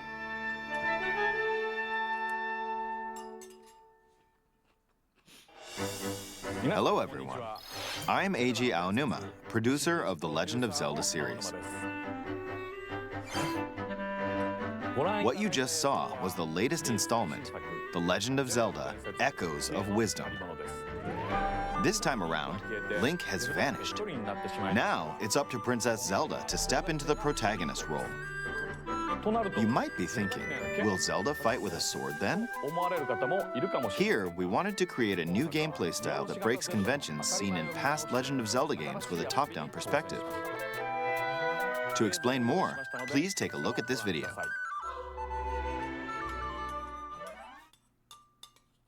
Stolen away. Across the vast lands of Hyrule, strange rifts have appeared and have taken many people, including Link. Now, the like purple fog coming out of people while they vanish is actually really ominous. Receives a mysterious staff called the Tri-Rod and sets off on a journey across Hyrule to save her kingdom.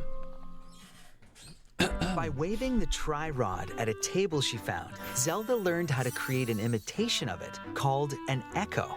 Okay. Once you learn an echo of something, you can recreate it whenever you'd like. Even if there's a wall blocking your path, you can create echoes of tables to get a leg up. Okay, this would have been very informative ahead of time. Okay, very good. You can create wooden boxes, old beds, and unusual things like water blocks. How you use them separately or together is entirely up to you. Good swim. Learn and create echoes of things you find while exploring Hyrule. You might be surprised at what you discover.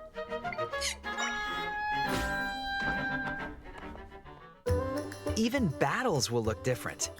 You could pick up and throw a rock echo, for example. That's not all, though. You can also create echoes of monsters. Oh. After doing so, they'll fight by your side. Monsters have different abilities, so choose the one you want to create based on the situation. Wisdom is key, after all.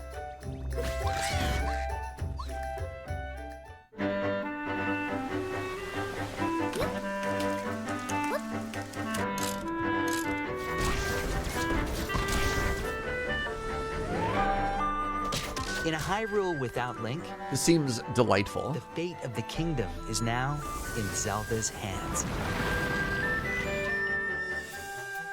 How was that? Pardon me. I hope you enjoyed this demonstration of the Echo ability, which channels Princess Zelda's wisdom. There are a lot of echoes in this game. To be honest, I haven't counted them all yet. How you solve puzzles and battle enemies will change depending on the echoes used. In short, we've created a game where each player's experience will be different. The Legend of Zelda: Echoes of Wisdom launches September 26th. A Nintendo Switch Lite system inspired by the Legend of Zelda series will also be available at launch. We hope you're looking forward to playing as Zelda in this new adventure. Huh. Yeah, I had no idea that this was even coming. What's the release date for that, y'all?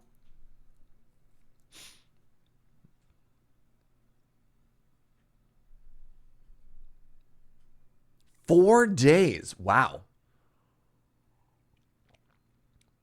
And that's for the Switch, I'm assuming. Yeah. Wow.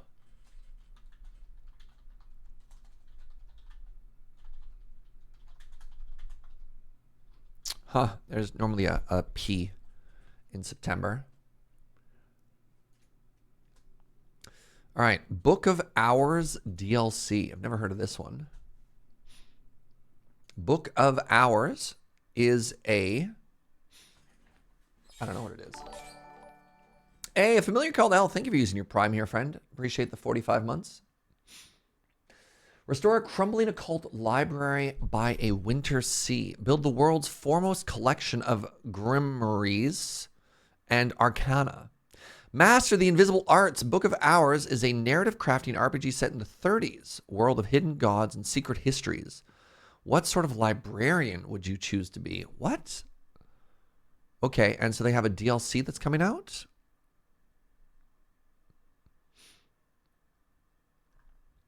So this game came out almost a year ago. I did not hear about this at all. So let's watch this trailer. Oh, pretty. I love the dollhouse view.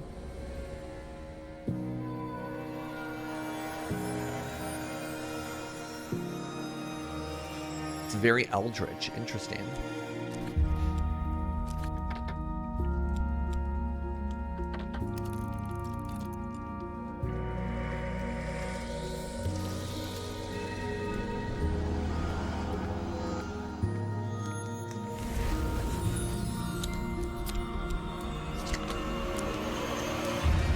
As a teen librarian, collecting grimoires and letting the teens I work with have access to them seems like a bad idea.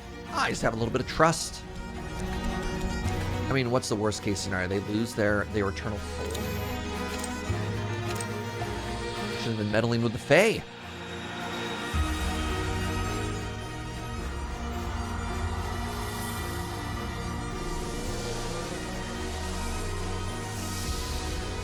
Is it pronounced grimoire? It's not grimoire?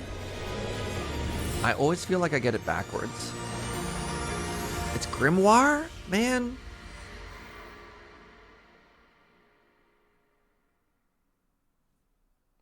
I have both of those pronunciations in my head. Grimoire. And I feel like I always choose the wrong one. Okay, is there a trailer for this DLC? Now, unfortunately, there is a DLC that's coming out soon. The Book of Hours, House of Light. But there's no video for it. It comes out on the 26th as well.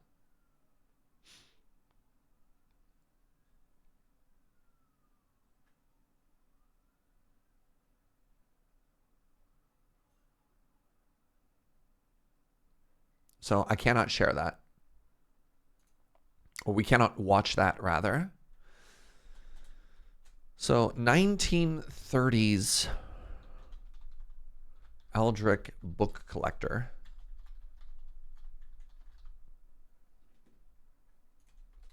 Unfortunately, no trailer, but that's neat. I didn't even know that Book of Hours existed. Very cool. Let's move on to Beacon Pines. Is a cute and creepy adventure set within a mysterious book. More books. Sneak out late, make new friends, uncover hidden truths, and collect words that will change the course of fate.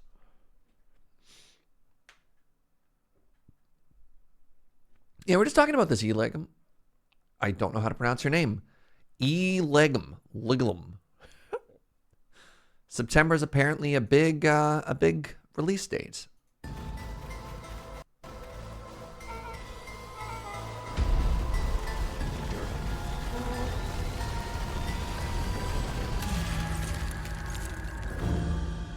Wait, no, that's not how this is supposed to end. There has to be another way. We just need to find it.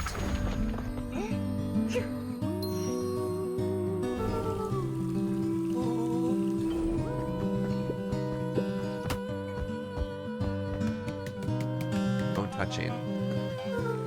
Can't help but notice they were touching it. Welcome to Beacon Pines. A place where things don't always go as expected. But it's okay. We can figure this out. Together.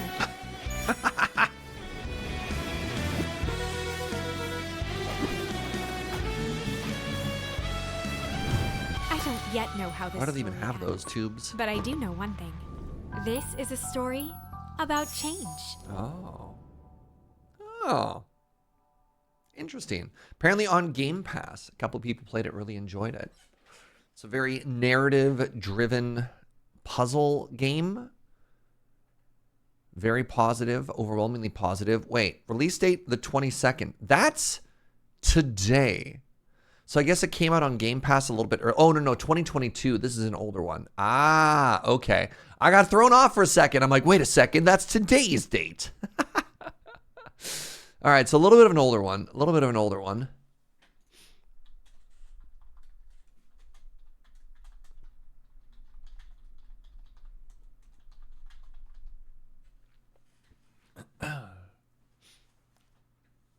You thought that was laundromats until the pneumatic tube part? Me too. I definitely thought that was a lumbermat. Laundromat. Blech. Adorable narrative branch paths where you explore most of the paths via, but that isn't really what happened approach. Interesting. All right.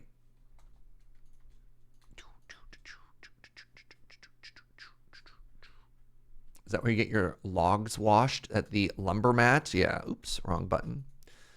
Guild Wars 2. Janthir Wilds expansion. Neat. So I haven't played this game in a very long time. Apparently they had a DLC that came out a little under a month ago. Or a little over at this point. I guess a little over a month ago. Did you know that I'm still the leader for the Loading Ready Run Guild? That's so funny. Really? I was about to tell that story. Huh. So, all right, let's go down a little bit of weird history now. So, a very, very, very long time ago, I was playing Guild Wars when I was working in the tech office. And I ended up meeting, and this was before I was doing regular videos. So, I've been a full-time streamer for 6 years. I want to say this is maybe 9 years ago. About then. And so I had been in, a desert bus or two, and I had appeared in a video or two, but I was not a member of Lure. I wasn't all that, I was friends with all of them, but I wasn't like that involved in the business side of Loading Ready Run. And so I met a couple people. I'm trying to remember his name. It's escaping me right now.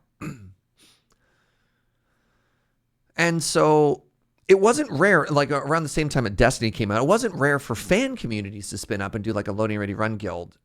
And I was like, okay, that seems kind of fun. So I asked Graham, and I was like, hey, Graham, with your blessing, would it be cool to make a Loading Ready Run guild for Guild Wars? And he's like, yeah, whatever, do your thing. And we made a Discord in order to like do Discord stuff. It's an MMO or whatever. Those were the wild days. Yeah. And short story long, if I remember correctly, and if something didn't get twisted, the random small Discord that we made for like a handful of us to play Guild Wars together eventually became the official Loading Ready Run Discord. Because we just like created this thing and then more people started joining and stuff like that. That's what happened. Yeah. And then one day the creator of it approaches James and he's like, hey, so we didn't set out to do this, but there's like, I think it was somewhere between like 500 and 1,000 people had just randomly all joined in the same spot and it become a big enough deal that they're like, here, take this, and just handed it off. And yeah, so like, that domino meme of like Serge plays Guild Wars 2 into like the 15,000 person official Loading Ready Run Discord. Yeah, it was a merger of that Discord and the Desert Bus fan Discord. No kidding. That's so weird. That's so wild. So yeah, apparently that guild still exists and I'm still the guild leader of it. Weird, eh? Evacron. That was his name. Evacron. Who I think he was one of like the day one subs on this channel as well.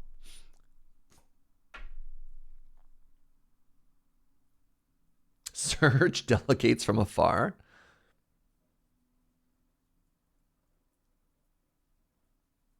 Guild Wars 2 is an interesting MMO. It has no monthly fee and horizontal progress. Yeah, Guild Wars is fascinating because I feel like even the expansions, you can buy the expansions, but like a lot of the narrative content is free if you're playing up to date. But then if you want to go back and play old content, you can unlock it with in-game currency and stuff like that. So yeah, you could play this game almost entirely for free, which is kind of wild. Anyways, let's check out this new expansion DLC. Oh, they changed that slightly. You need to buy the expansion? Okay. Thank you. Field report. Only been in Janthir for a few days, and my sword already needs sharpening.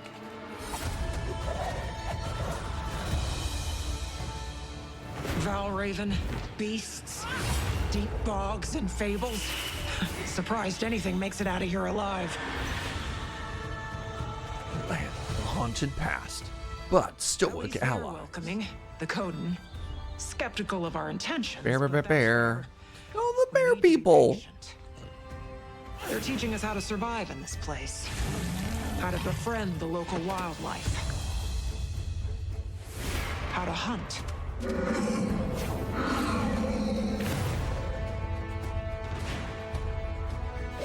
Heck, how to turn one of Tyria's most dangerous neighborhoods into a home.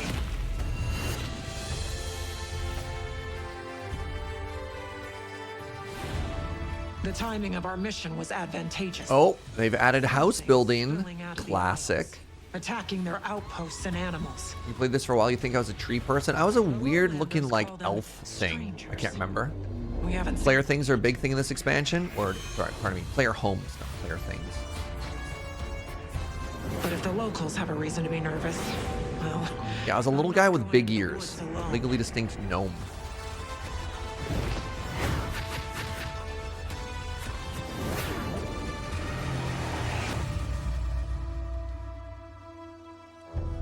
I was an Asuran, that sounds right. I'll let you know if we have to sound any alarms. Keep a squad on alert. End of report.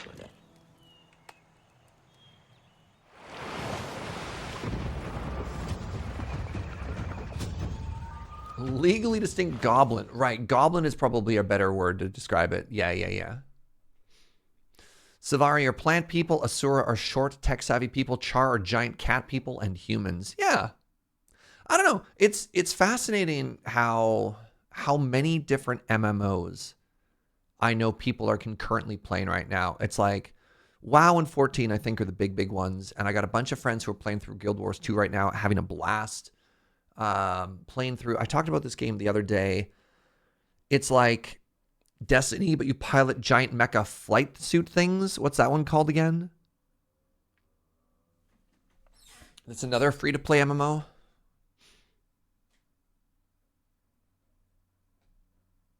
Warframe. Yeah. I wanted to start this game strictly for the jumping puzzles. So, yes, honestly, some things that this game does very well that I really enjoyed my time playing. One, you can get to max level just from crafting, just like from crafting and gathering with none combat. Two, the game and I feel like WoW kind of did this a little bit in this latest expansion. The game wanted you to 100% every map. And not only, there was something called vistas, where you get to the very top and it'd show you a cinematic to look around, which sounds very familiar from a lot of MMOs now. But I feel like Guild Wars is one of the first to do that. You can tell me if I'm wrong. And then in addition to vistas, they had these like really interesting in-game parkour things that you'd have to go through that sometimes they had a vista at the top. I can't remember if those were separate or not. But yeah, like literally just 100% exploring the maps and all the jumping puzzles and stuff they put in it was another really fun way to just play and explore the game. I don't know. I enjoyed the game for that. They didn't really have a lot of end game or raiding content, or at least that wasn't on my radar at all when I was playing Guild Wars. Whereas when I think of WoW, I think about like Mythic Plus dungeons and raiding as the main thing that kind of draw me to the game.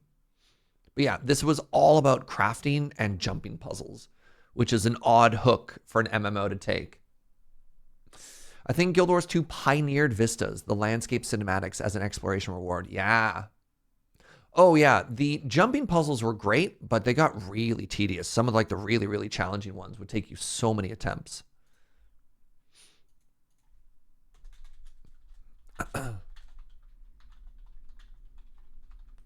All right, UFO 50. This is neat. This is a collection of It's either mini games or a bunch of different indie games that all collected together. Hold on. UFO 50 is a collection of 50 single-player and multiplayer games that span a variety of genres, from platformers and shoot-'em-ups to puzzle games, roguelikes, and RPGs. Our goal is to combine a familiar 8-bit aesthetic with new ideas and modern game design. Now, what I don't know is if they reached out to people or if they all made them. Hold on. UFO 50 is a collection of 50 single and multiplayer games from the creators of Spelunky, Downwell, and Catacomb Kids. So I don't know who actually made these. If they've reached out to different devs or if the same devs kind of built them all together and released it as a bundle of games. But this is neat. This is like a classic arcade experience. 50 games, all for the low price of one cost there.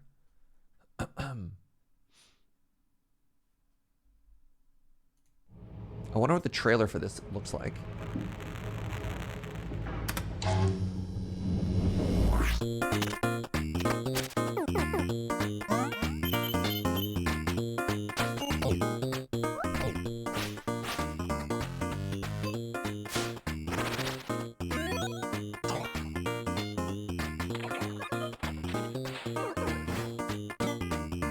A streamer I watch, Dolphin Chemist, has been making his way through this lately.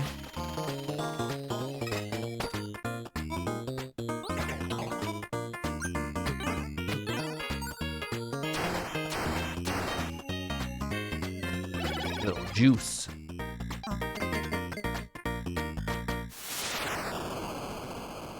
You have succumbed to Zelda. Oh, they even have like a side-scrolling beat-em-up game? Sick.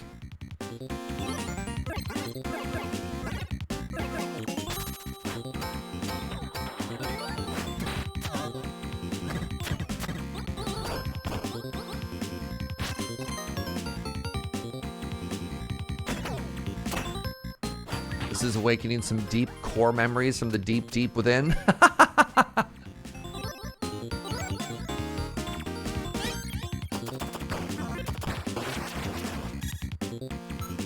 That side-scrolling bullet hell fighter jet game was like, uh-oh. Uh-oh. I put some hours into games like that in old arcade machines. Dang. So this is very cool. This is a very neat thing that exists and came out 4 days ago. Highly recommend.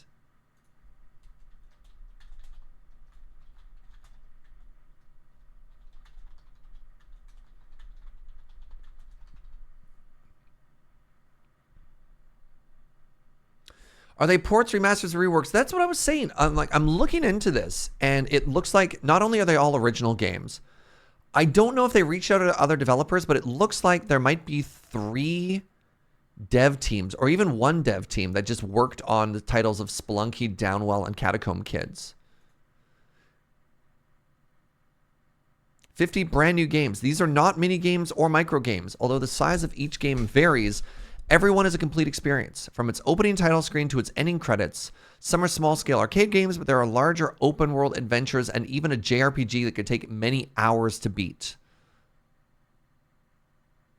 It's its own build-your-own video game library. Authentic, but also modern. We carefully chose which elements to modernize. Every game shares a unique 32-color palette. We took great efforts to make them look and sound like actual 8-bit titles from the 80s. On the other hand, it was important to us that UFO 50 was fun and surprising for modern players, so we chose not to limit ourselves to the genres and the divine conventions of the past. Wow. You love this game. Let's go, Mooney. So this is a collection of fictional games from a fictional first-party developer for a fictional ZX-style console. Technically, the games end at 1989, but there's still a lot of modern sensibilities. Yeah. Half of the collection features local multiplayer, including co-op and versus, and you compete head-to-head in new fighting game or strategy games. Read more. Very cool. Very, very, very cool. Of course, my friend Dave already has it. So none of these are previous games. They just evoke original feelings. They kind of nail that, right? Like that that art screen right there makes me think of, what was the old NES boxing game? Punch-Out, maybe? Something like that? I haven't picked it up because it looks too dangerous. I'm addicted to achievement hunting. Yeah, doesn't that title, that art screen, remind you of Mike Tyson's Punch-Out? Yeah. There's even a Punch-Out style dungeon crawler. Oh, no. So. Sick. All right, we're kind of flying through the last couple here. We'll see. Tin Can. I haven't heard of Tin Can. You've barely managed to escape your exploding spaceship. Now you're in an old escape pod. You hurtle through the space at the mercy of the cosmos. With no knowledge of the pod's complex systems, your life depends on a technical manual and your own wits. How long can you survive? Now, this is an older title. This is a 2022 game, but I haven't heard of it, so I'm going to watch the trailer anyways.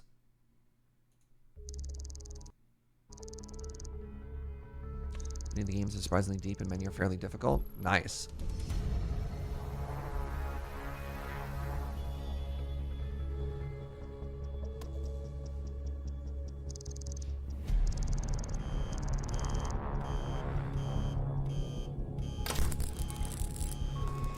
Oh, that seems so stressful.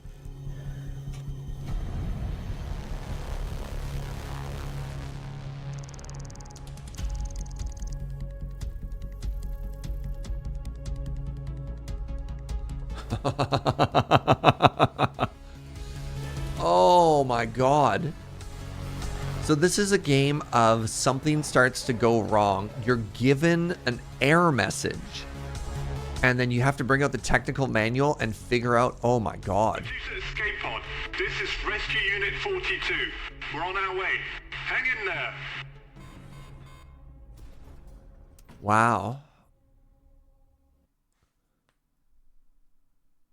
For one of the spooky games of the month, I have a good idea for that. Let me get to that for a second.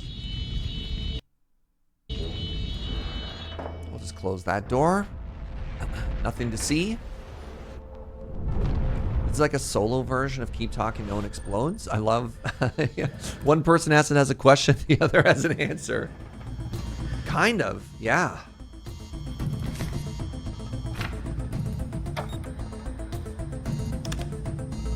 If it were me, I would use all the parts to make an espresso machine. Yeah. This is going to fall into the genre of video game that I'm happy that exists, and I would never want to play this. Looks like it'd be stressful to play, let alone even stream. Yeah. This is not a Serge game, but it's cool as heck.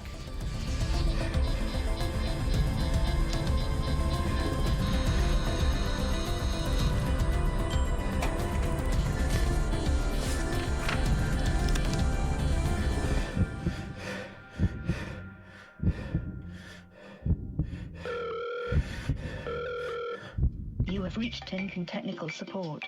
Your number 356 on the queue. Your estimated waiting time is 3 hours, 50 minutes. Please hold the line. Where's the part where we start to grow potatoes out of our own poop? What page is that in the manual?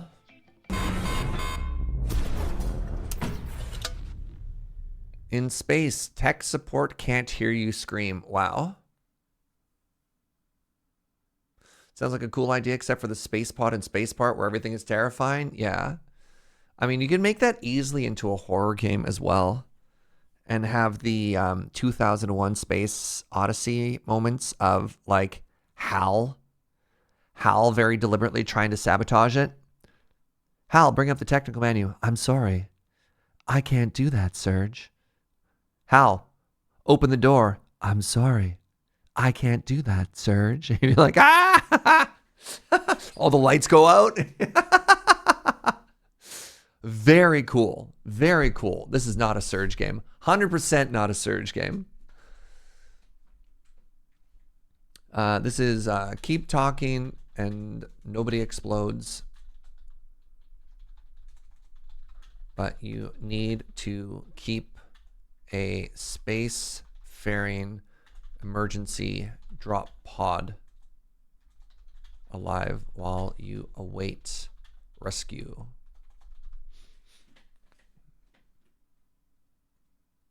Is there a form? So, Totally Not Beholder, we record all of the previous games, but we never do a live update of what we've actually covered in a specific day, if that makes sense. I think unless we get into like a really good and exciting challenge or something like that, what we're probably going to do is go through these and then maybe call it a day. I'm still really tired. I've not been sleeping very well the past couple days. Hate that for me. Crypt Custodian. Charming Metrovania about cleaning up the afterlife. Play as Pluto, a mischievous cat who has just died. Poor Pluto. And is sentenced to the afterworld's janitor forever. Oh no.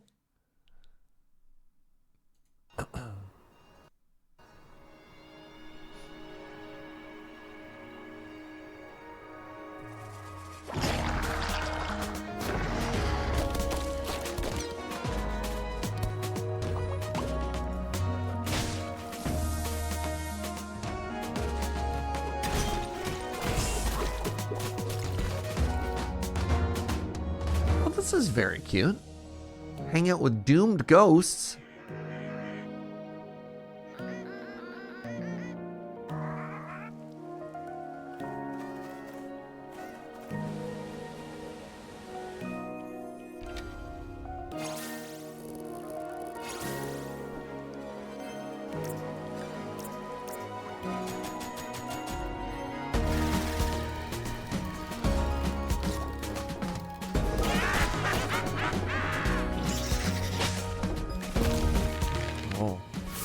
I mean, the combat seems really interesting here, right?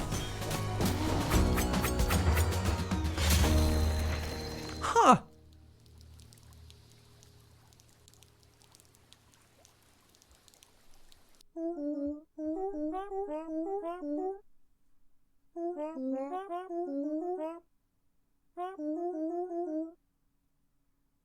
Wow.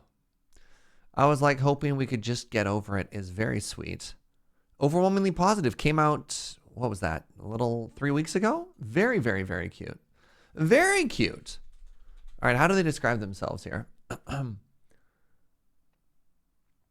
Charming Metrovania about cleaning up the afterlife. I'll use their words. Charming Metroidvania about cleaning up the afterlife. Huh. Cute. All right, somebody said there is a new Heroes of Might and Magic game. Very curious about this.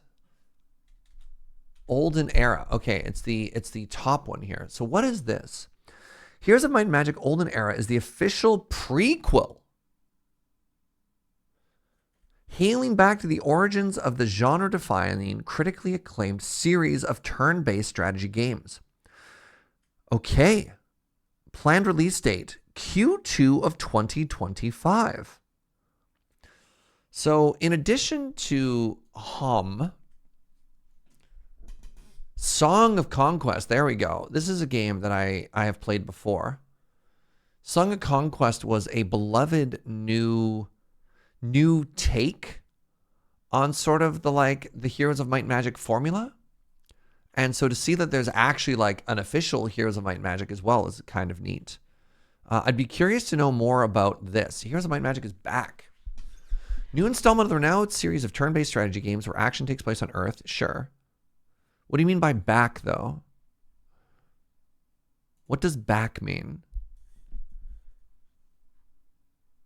Is it the same people? Did somebody just buy the IP? What does back mean to you?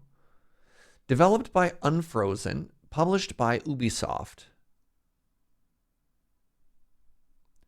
Franchised. Okay. What has Unfrozen made? So this team Unfrozen, the Heroes of Might and Magic. Okay, also did Iritus.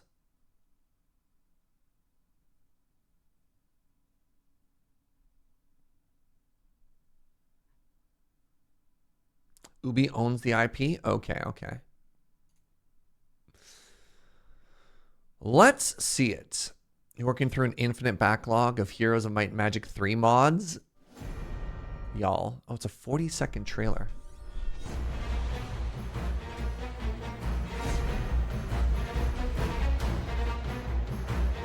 I mean, that looks just like it.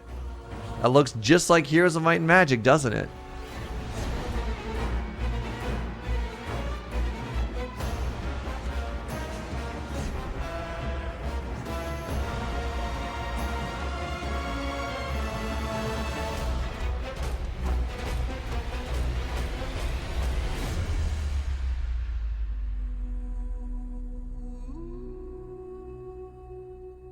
Huh. Here's a Might and Magic 2. That was the big one for me. Wait, this has a different developer. No, still Unfrozen. Weird. Are the Devil's Aliens again? I have no idea. I don't remember too much. I played a lot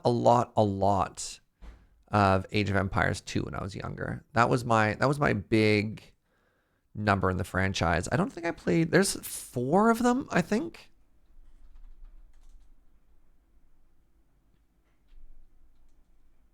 Seven? What?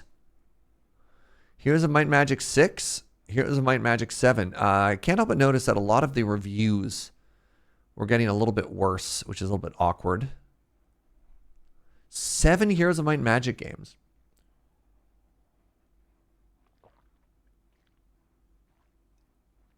Fascinating. This is why we're rebooting the old one? I guess so. Yeah. You're surprised about the existence of 7 of them. I was, yeah.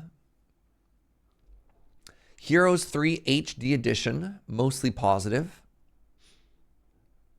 Heroes of Might and Magic 5, very positive, 85%. Okay. I like the story in 6, but otherwise it's kind of a yawn. 7 is just a yawn. Huh. If it was excellent, would I have heard of it? Maybe. I don't know. I've got a lot of blind spots. Turns out there's a lot of video games, you know? Turns out it's very challenging to actually stay on top of everything. And then the final game that we have suggested for today is Ostranauts. I know there's some other suggestions and stuff like that too, but I'm tired. This is a 2020 game. We'll watch it. I mean, apparently this was only about 8 months ago. Hardcore noir space simulator. Manage life aboard your ships. Interesting.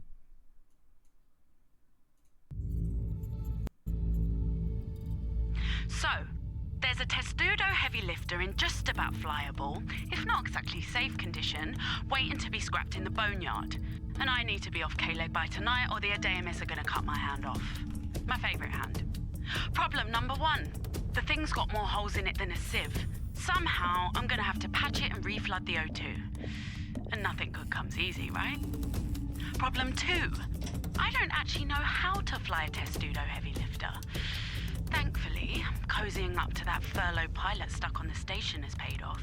She's in. Last, but for sure not least, the reactor. Never quite started one up, but how hard could it be? Nuclear fusion. I admit, this plan is a little questionable, but if I've learned anything out here, it's that rules are for suckers. Time to go steal a spaceship. I mean, that's kind of cool. What a fun premise, right?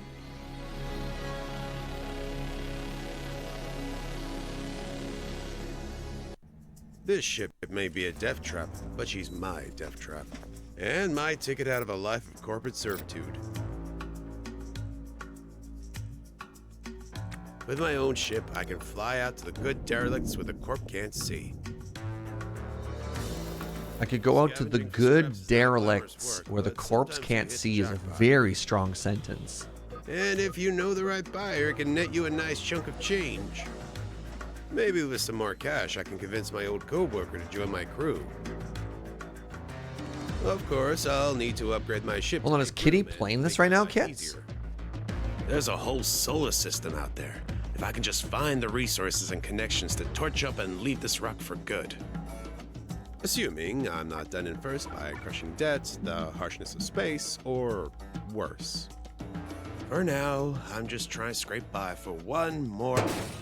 What was that? Kitty ran a reactor for the first time yesterday, and there's a 30-page in-game manual on how you make it run. Yeah, this is somebody's. Oh yeah, wow. This is somebody's vibe for sure. The game reportedly has a very steep learning curve. Oh, I imagine so. I also love that the one friend I have that owns this is Max. Of course, Max owns this game. Incredible. Huh. Very, very, very cool.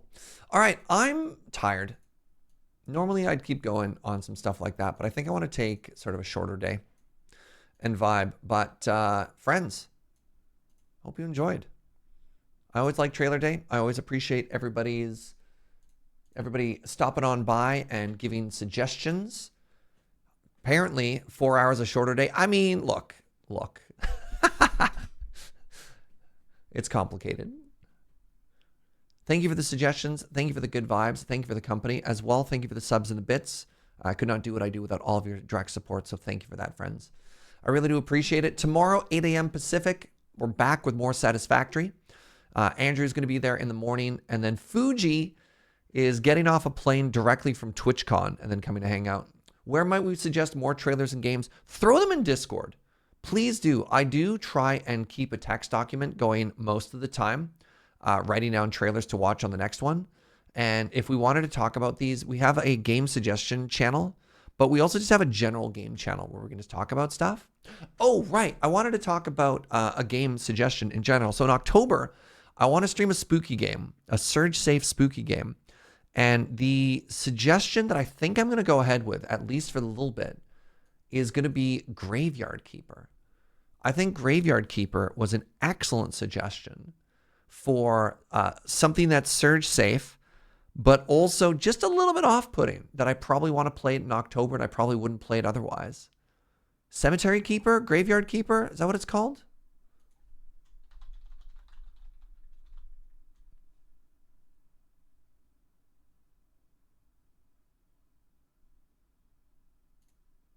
No Subnautica below zero? I've heard it's bad. Oh, this 2018 classic.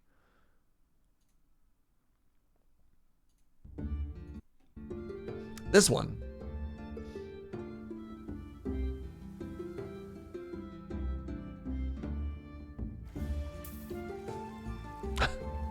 Yeah, there's definitely some odd elements in this one. Graveyard Keeper is good, but can be quite morbid. Yeah. Oh, no. I know it gets a little bit dark, which is why I think it might work for an October game, right? I don't think this is a game I would normally stream, but if we're very deliberately being like, hey, this is our kind of spooky, off-putting, thematic holiday game, I think it works. Spooky seasonal game, yeah. There's a lot with all the DLCs. I think I'm going to avoid DLCs then, yeah. Below Zero is good. I've heard it's not as good as the original though. But yeah.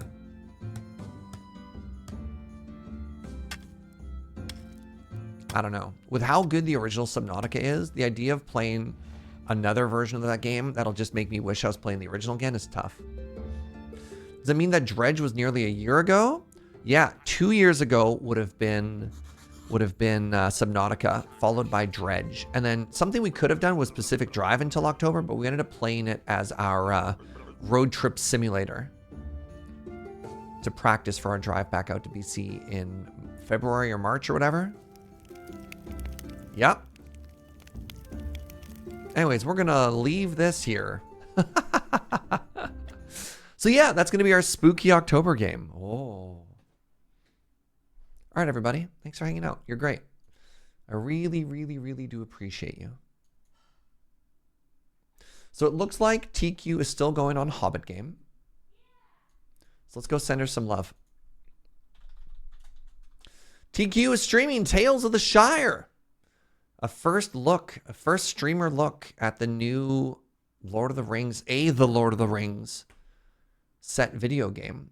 We tend to be very family friendly. TQ's great. The game looks great, but you might hear bad words like butts, but go make a new friend.